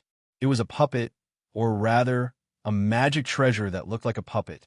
And judging from the appearance of this magic treasure, it was a pinnacle quasi-saint. At this moment, the magic treasure swept across the surroundings. Its power surged and swept in all directions. It penetrated deep into the layer of laws of this world and began to rapidly expel and destroy the special characteristics of the chaos creature that it was contaminated with. The might of this artifact was rather terrifying. Besides, it could adjust itself at the fastest speed through everything it came into contact with. After eliminating the chaos creatures, it dealt with the various remnants left behind by the chaos creatures. Naturally, it was successful in every endeavor. In just a few breaths of time, the magic treasure had completely dealt with the remnants above the layer of laws of the world, restoring the laws of this area to their original state. After completing all of this, it didn't stop at all. In a flash, it disappeared back in the void and headed to the next battlefield, the next location where the chaos creature was wreaking havoc. Only this bottomless pit, as well as the broken space-time and laws of the world that were wriggling and recovering with difficulty, were left behind. This showed just how tragic the battle had been. After the magic treasure left, strange imprints gradually emerged from the void. These brands seemed to be extremely strange. They were indistinct and seemed as if they didn't exist at all. Even though she could discern that they were brands, he was unable to discern the exact appearance of these brands. It was even to the extent that he couldn't confirm exactly what characteristics these brands possessed. The remnants of the chaos creature, or rather, the remnants of the chaos creature simulated by the catastrophe. At this moment, Luo Fan sighed in the palace that was in between reality and illusion. Compared to the cultivators that currently existed in this world, he was much more knowledgeable. These chaos creatures were completely strange, and dangerous existences to those living beings. However, in his eyes, they were merely clumsy imitations. Real chaos creatures were existences that could even possess the special characteristics of a true sage. Even if he encountered them now, or rather, if he encountered them when he was not in his fragmented state, he would probably have to go through many trials of life and death and pay an unimaginable price to defeat one of them. Chapter 2335. At this moment, the large number of strange imprints that appeared after the so-called chaos creatures died were obviously the source of these chaos creatures. Luo Fan did not forget that although this world was real and had everything a normal, perfect world, it was ultimately created by his sixth tribulation. In other words, what the living beings of this world thought to be in a state of chaos was, in fact, not the true state of chaos. Instead, it was merely a simulated state of chaos created by the great tribulation of heaven and earth. The chaos creatures born in such a simulated state of chaos naturally could not be the same as real chaos creatures, let alone possess the power of real chaos creatures. This was also in line with the performance of these chaos creatures in this world that Luo Fan had observed. And just like how the tribulation needed a perfect world that existed in the state of chaos as a template to create this perfect world, these simulated chaos creatures obviously also needed a template. These templates were obviously the huge number of imprints that appeared after these chaos creatures died at this moment. If the Great Tribulation could completely simulate the existence of true sage characteristics like the chaos creatures, it would be able to do it if it was only targeted at this world. But don't forget that there were billions of square meters of this world in this tribulation. Even if this tribulation was so powerful that it was beyond Luo Fan's imagination, it was absolutely impossible to simulate a chaos creature with true divine characteristics in a world that was billions of square meters. In contrast, some of the imprints left behind by the chaos creatures were the best simulators. Moreover, this was clearly in line with the development of this perfect world, and in line with the fate of this world. Due to these various reasons, the current situation that the world was in right now had appeared. This was also why these imprints appeared after the death of those chaos creatures, and the appearance of these imprints also proved one thing. That was, the cultivators of this world obviously did not fully stop these chaos creatures. After these imprints appeared, they naturally melted into the cycle of life in the world. As the laws of the world flowed, as the great Tao flowed, they gradually scattered everywhere in the world. They began to merge with life once more and gradually reincarnate. After reincarnating, these creatures still retained many of the characteristics of chaos creatures, but after all, they were affected by the world and combined with the laws of the world. They also contained the characteristics of the creatures of the world and became some kind of extremely contradictory creatures. This kind of creature might not seem special in a short period of time, but as time passed and they began to grasp more and more powerful power, their uniqueness and wonder would naturally be revealed. Perhaps this would become the trigger for the next great tribulation of the world. Even the Archback then could see this possibility clearly with his false sage realm, let alone Luo Fan. The operation of the world is indeed indescribably exquisite. After watching for a long time, when the imprints in this location disappeared without a trace and melted into the cycle of life in this world, Luo Fan let out such a sigh. Although this world was created by the Great Tribulation and was a perfect world specifically for Luo Fan, it was a test for Luo Fan. However, a tribulation was a tribulation after all. It was not a punishment or a curse. It was impossible for it to completely ignore all other rules just to test Luo Fan and attack him. This world might have been created for Luo Fan, but once this world was created, it would no longer be under the full control of this great tribulation. Its existence, its fate, all had to follow the true and perfect way of existence of the world, as well as fate. After a normal, perfect world developed and reached a certain level, it would trigger the great tribulation of the world. In that case, Even if this perfect world was created by the Great Tribulation, it would definitely trigger the Great Tribulation of the world when it developed to a certain level. Even if the descent of the Great Tribulation of heaven and earth would affect the existence of this part of the world, or even destroy this part of the world, which seemed to contradict the purpose of this part of the world, it could not stop its descent. Similarly, all sorts of normal and perfect worlds had to go through all sorts of things that they had to go through after this world was created. This was also the reason why this world had always behaved so strangely. There were many rules that Luo Fan could make use of. In fact, even though Luo Fan was in this world, and the purpose of this world was to destroy him, he could still live well. He could even indirectly control the situation of this world and affect the state of this world. It could even be said that this was where his chance of survival lay. After sighing with emotion, Luo Fan's various thoughts calmed down, and he started to look at other places in this world with an almost indifferent gaze. He looked at the battle between countless living beings and the chaotic creatures, and watched them struggle between death and survival. After all, the 3,000 cultivators had the experience of the last great tribulation of the world. Facing the tribulation of the chaotic creatures, they quickly gained a firm foothold and began to annihilate the chaotic creatures in an orderly manner. They liberated areas that were occupied by the chaotic creatures and restored areas that were eroded and modified by the chaotic creatures. However, there were too many chaotic creatures after all, and they were too powerful. Although the cultivators could rely on various methods to continuously eliminate them, the price they paid in the process was rather huge. At the very least, the speed at which the living beings in this world were disappearing had reached a state that made those living beings' hearts ache. This isn't the Great Tribulation of the world. This really isn't the Great Tribulation of the world. At a certain location, a Khanate perfected immortal realm cultivator dodged the attack of the chaotic creature with great difficulty, and he finally couldn't help but roar. The chaotic creature that he was fighting should be a living being without a head or a tail, and it seemed to be just a spherical being. However, its strength had even reached the limits of the Khanate perfected immortal realm. The chaotic radiance on its body flowed and fluctuated, and the surrounding space was completely minced into pieces and controlled by the light.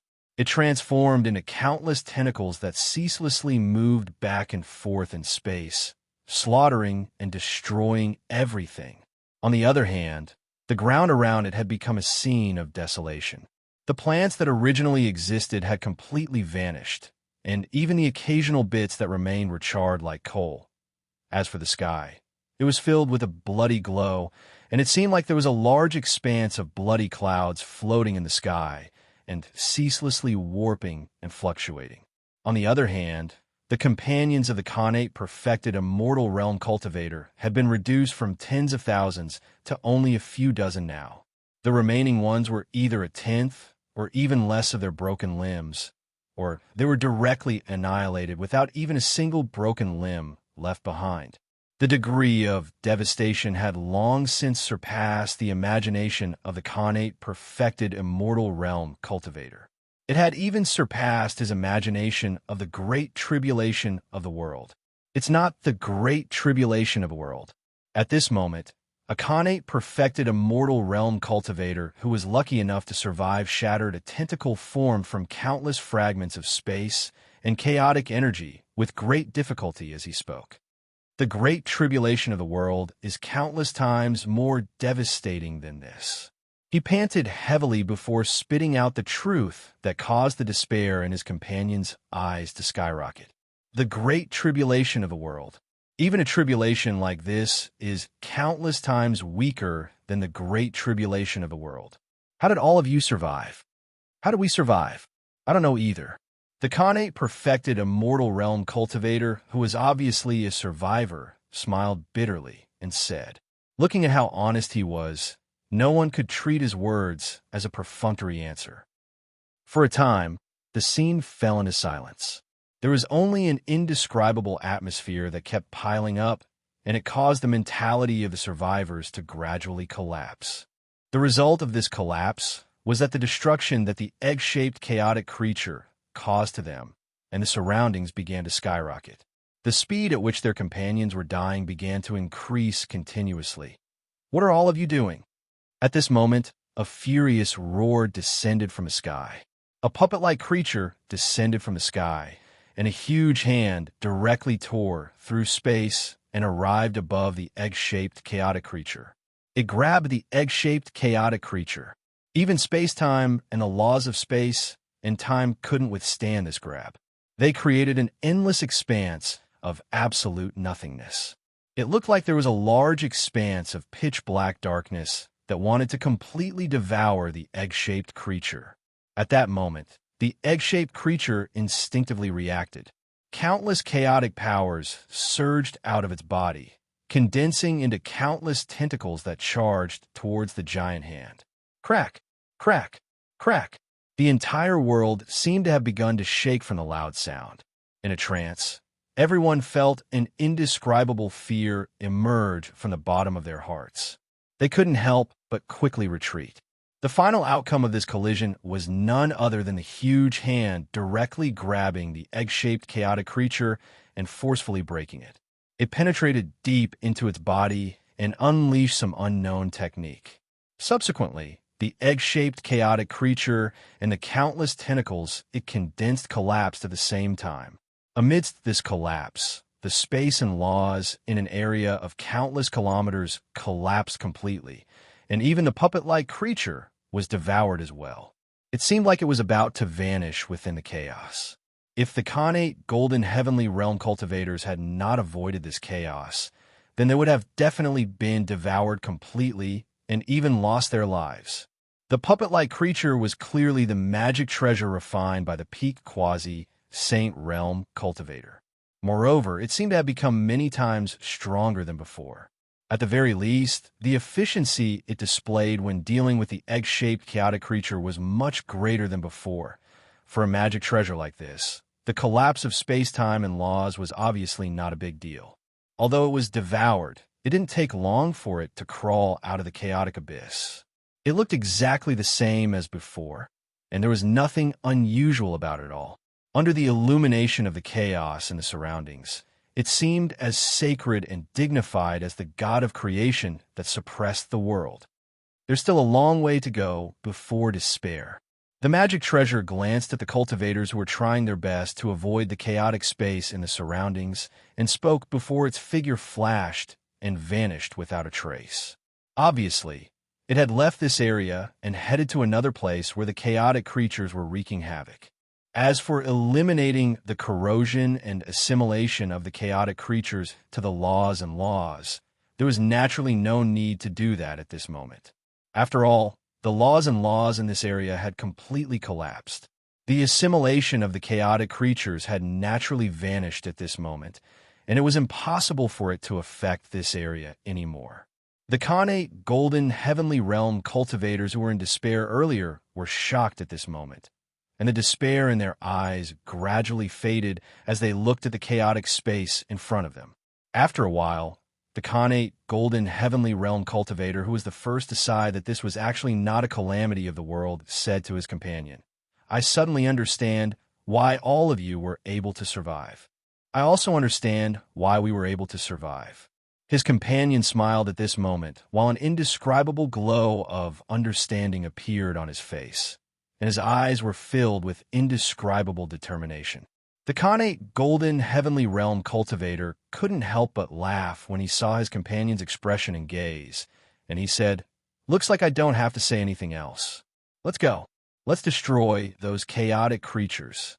This world is our world, and they'll have to go through us if they want to cleanse this world." As they spoke, they laughed loudly and shot swiftly towards another area where the chaotic creatures were wreaking havoc. Based on their mental state, the despair they had before was completely gone, and it seemed like they were a completely different group of people from before.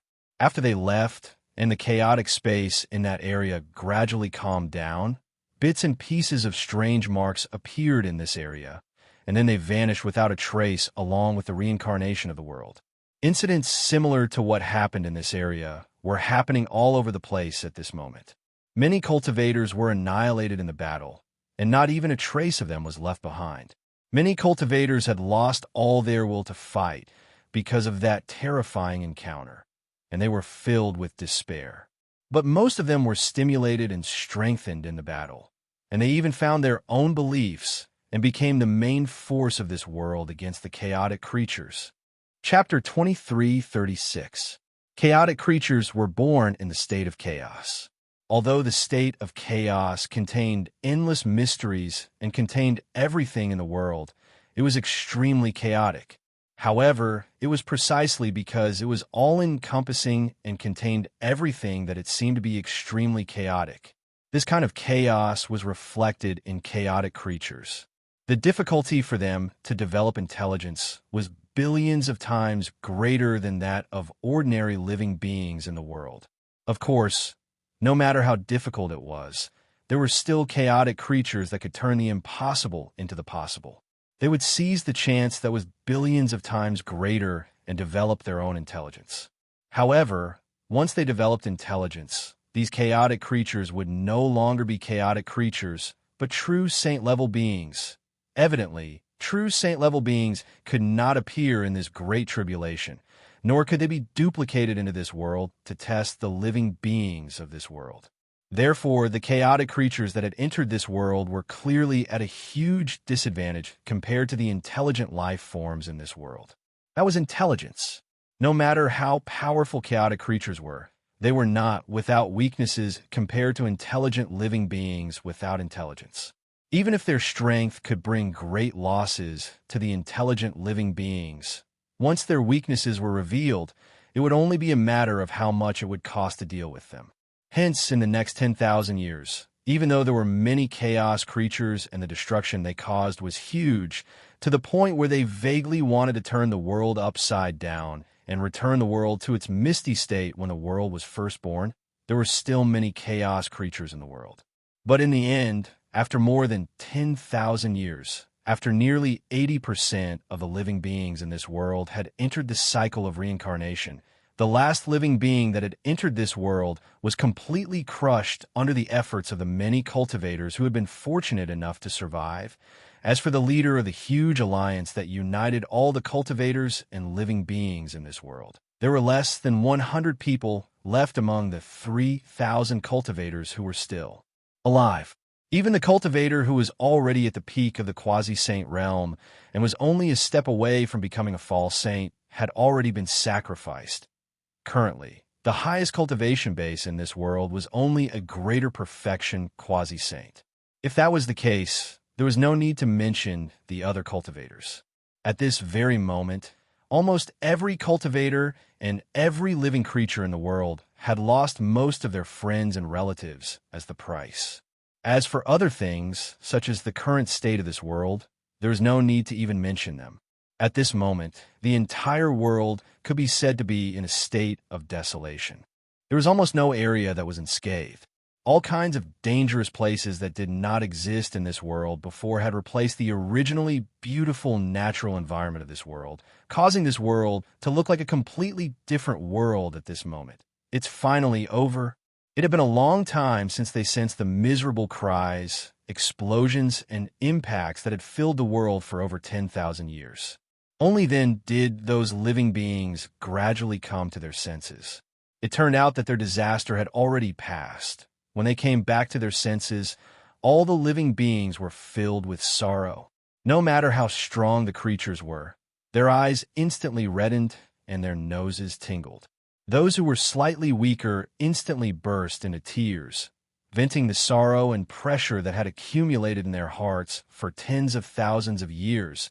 The entire world fell into an indescribable crying sound.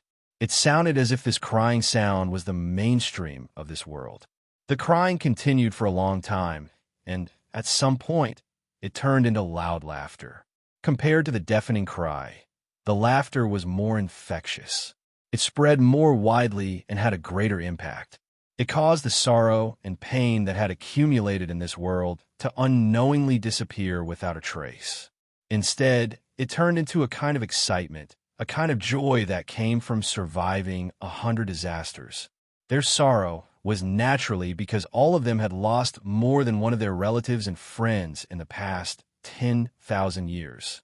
Even many of their like-minded companions had been sacrificed in the Great Calamity.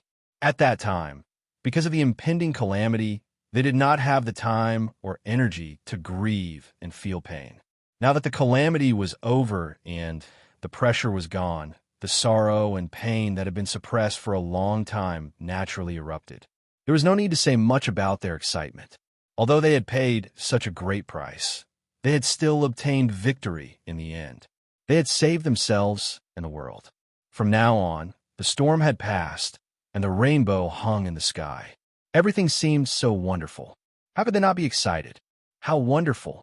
At this moment, Luo Fan let out a sigh of emotion in the palace that was between the real and the fake. The development of the situation in this world over the past 10,000 years was like an epic. It was an epic that described the resistance of a world's living beings against the calamity and the end of the world. In it, Luo Fan saw countless heroic actions, countless great deeds of sacrificing oneself for others, and countless unwavering wills and eternal beliefs. Although it was a little cynical to say such a wonderful thing, it was his true feelings, his true thoughts. Luo Fan, on the other hand, would never hide his true thoughts in order to avoid suspicion. However, this is only temporary. Next, this kind of calamity will continue until the next great calamity. Perhaps it is too early for you to be happy. Luo Fan sighed. At this moment, his fragment was already close to 90% complete. In the past tens of thousands of years, the countless determination and inspiration that the living beings had displayed had allowed him to find countless fragments that had turned into abstract attributes of cultivation methods. After gathering them together, he had condensed the fragments to this extent. After condensing 90% of the fragment, Luo Fan's strength had unknowingly recovered to the supreme Emperor realm. With this kind of power, if he were to leave this palace that existed between the real and the fake, the entire world would be shaken by him. At that time, perhaps the will of the world would appear at the first possible moment to attack him and grind him into pieces once more, allowing him to return to the state where he had turned into an unknown number of billions of fragments. This possibility was not great, but it was definitely not zero. Therefore, at this moment, Luo Fan did not have any intention of leaving the palace that existed between reality and illusion. Instead, he remained in the palace quietly and watched the living beings licking their wounds and repairing the damage to the world. This feeling that was close to confinement was obviously not something Luo Fan was willing to endure. Therefore, he already had a plan in his heart. With a slight movement in his heart, there was naturally a lot more content in the cultivation methods of countless cultivators. What's going on? The cultivators licking their wounds were in a state of being frightened by the mere twang of a bough. They could not help but be shocked when they suddenly saw that there was more content in their cultivation methods that they did not understand. It had to be said that even cultivators who did not cultivate the cultivation method they created would have a complete grasp of the cultivation method after so many years of cultivation. They would also have a complete understanding of all the secrets within the cultivation method. They already knew what kind of hidden secrets, what kind of extensions, and what kind of variations there were. Under such circumstances, the content that appeared out of nowhere in the cultivation methods was equivalent to suddenly telling them that everything they experienced was just an illusion. Even they themselves were just an illusion. They were almost like a program that was under the absolute control of some supreme being. One could imagine how shocked they were. However, after all, there were still some cultivators who had existed for a longer period of time. They clearly remembered when something similar had happened in their memories. It's the origin of the method. At that moment, all sorts of surprised and excited voices rang out everywhere.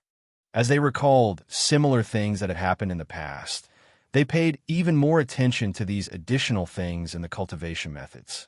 Regardless of why the origin of the method did not appear in the previous tribulations and did not give them any guidance, the knowledge and strength of the origin of the method were acknowledged by the cultivators who knew of its existence. At this moment, it took some action to tell them about these things through the changes in the cultivation methods. This clearly indicated that, in its opinion, These things were perhaps more important than the tribulations that they had experienced in the past, such as when the chaotic creature cleaned up the world. With this understanding, how could they ignore these changes? At that moment, they began to diligently study the changes produced by the cultivation methods. These changes were not simple. At first glance, it seemed to be just a description of a new use of a certain power, a new evolution, and a simple extension of the cultivation methods. However, if one were to analyze it carefully, they would discover that there was a shocking truth hidden within these words. That was, from now on, this world would experience tribulations that could destroy the world every few years. How is this possible? This is nonsense, isn't it? Why are there so many tribulations? One cultivator after another roared in shock. There were quite a lot of descriptions of tribulations in those cultivation methods. Some of the cultivation methods even had methods to deduce the timing of the tribulations.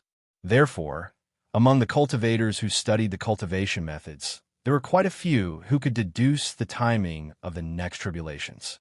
80,000 years. Why is it only 80,000 years?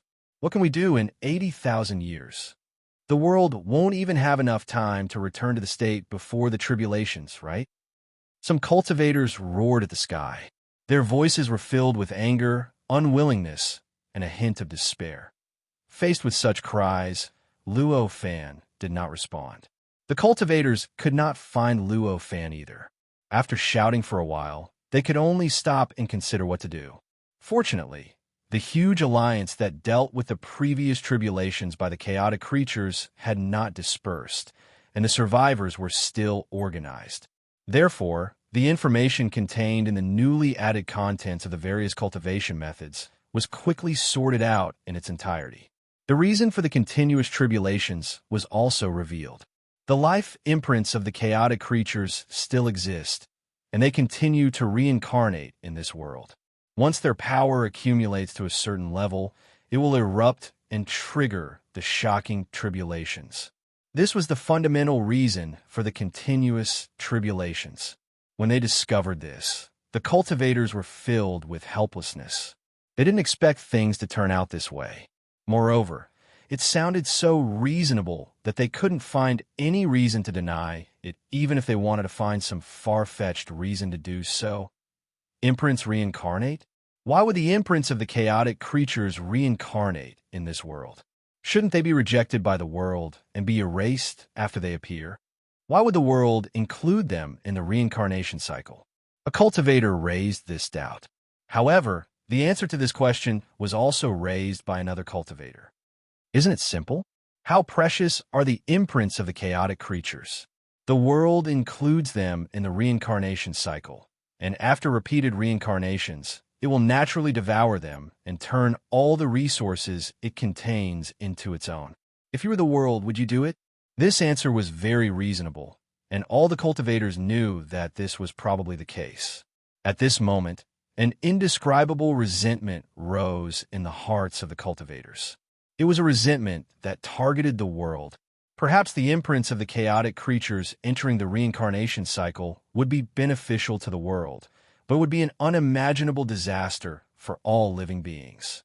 It must be known that the imprints of the chaotic creatures would indeed be assimilated by the world in the reincarnation cycle. But how many reincarnations would it take before it was completely assimilated? 100, 1,000, 10,000, 100,000? Every time the imprints of the chaotic creatures returned to the reincarnation cycle, it was a tribulation for all living beings to cleanse the world of sins. In other words, before the world completely devoured the imprints, they would have to suffer the tribulation of the chaotic creatures cleansing the world every few years. Every few years, they would have to struggle for survival in the terrifying calamity that would destroy the world like they did in the past 10,000 years. How could they accept this indifferently? Although the resentment appeared at this moment, it was clearly not nurtured and strengthened. At least, it did not cause any abnormal phenomenon in the world. The entire world looked the same as before without any changes. However, Luo Fan, who saw everything clearly, was already very satisfied.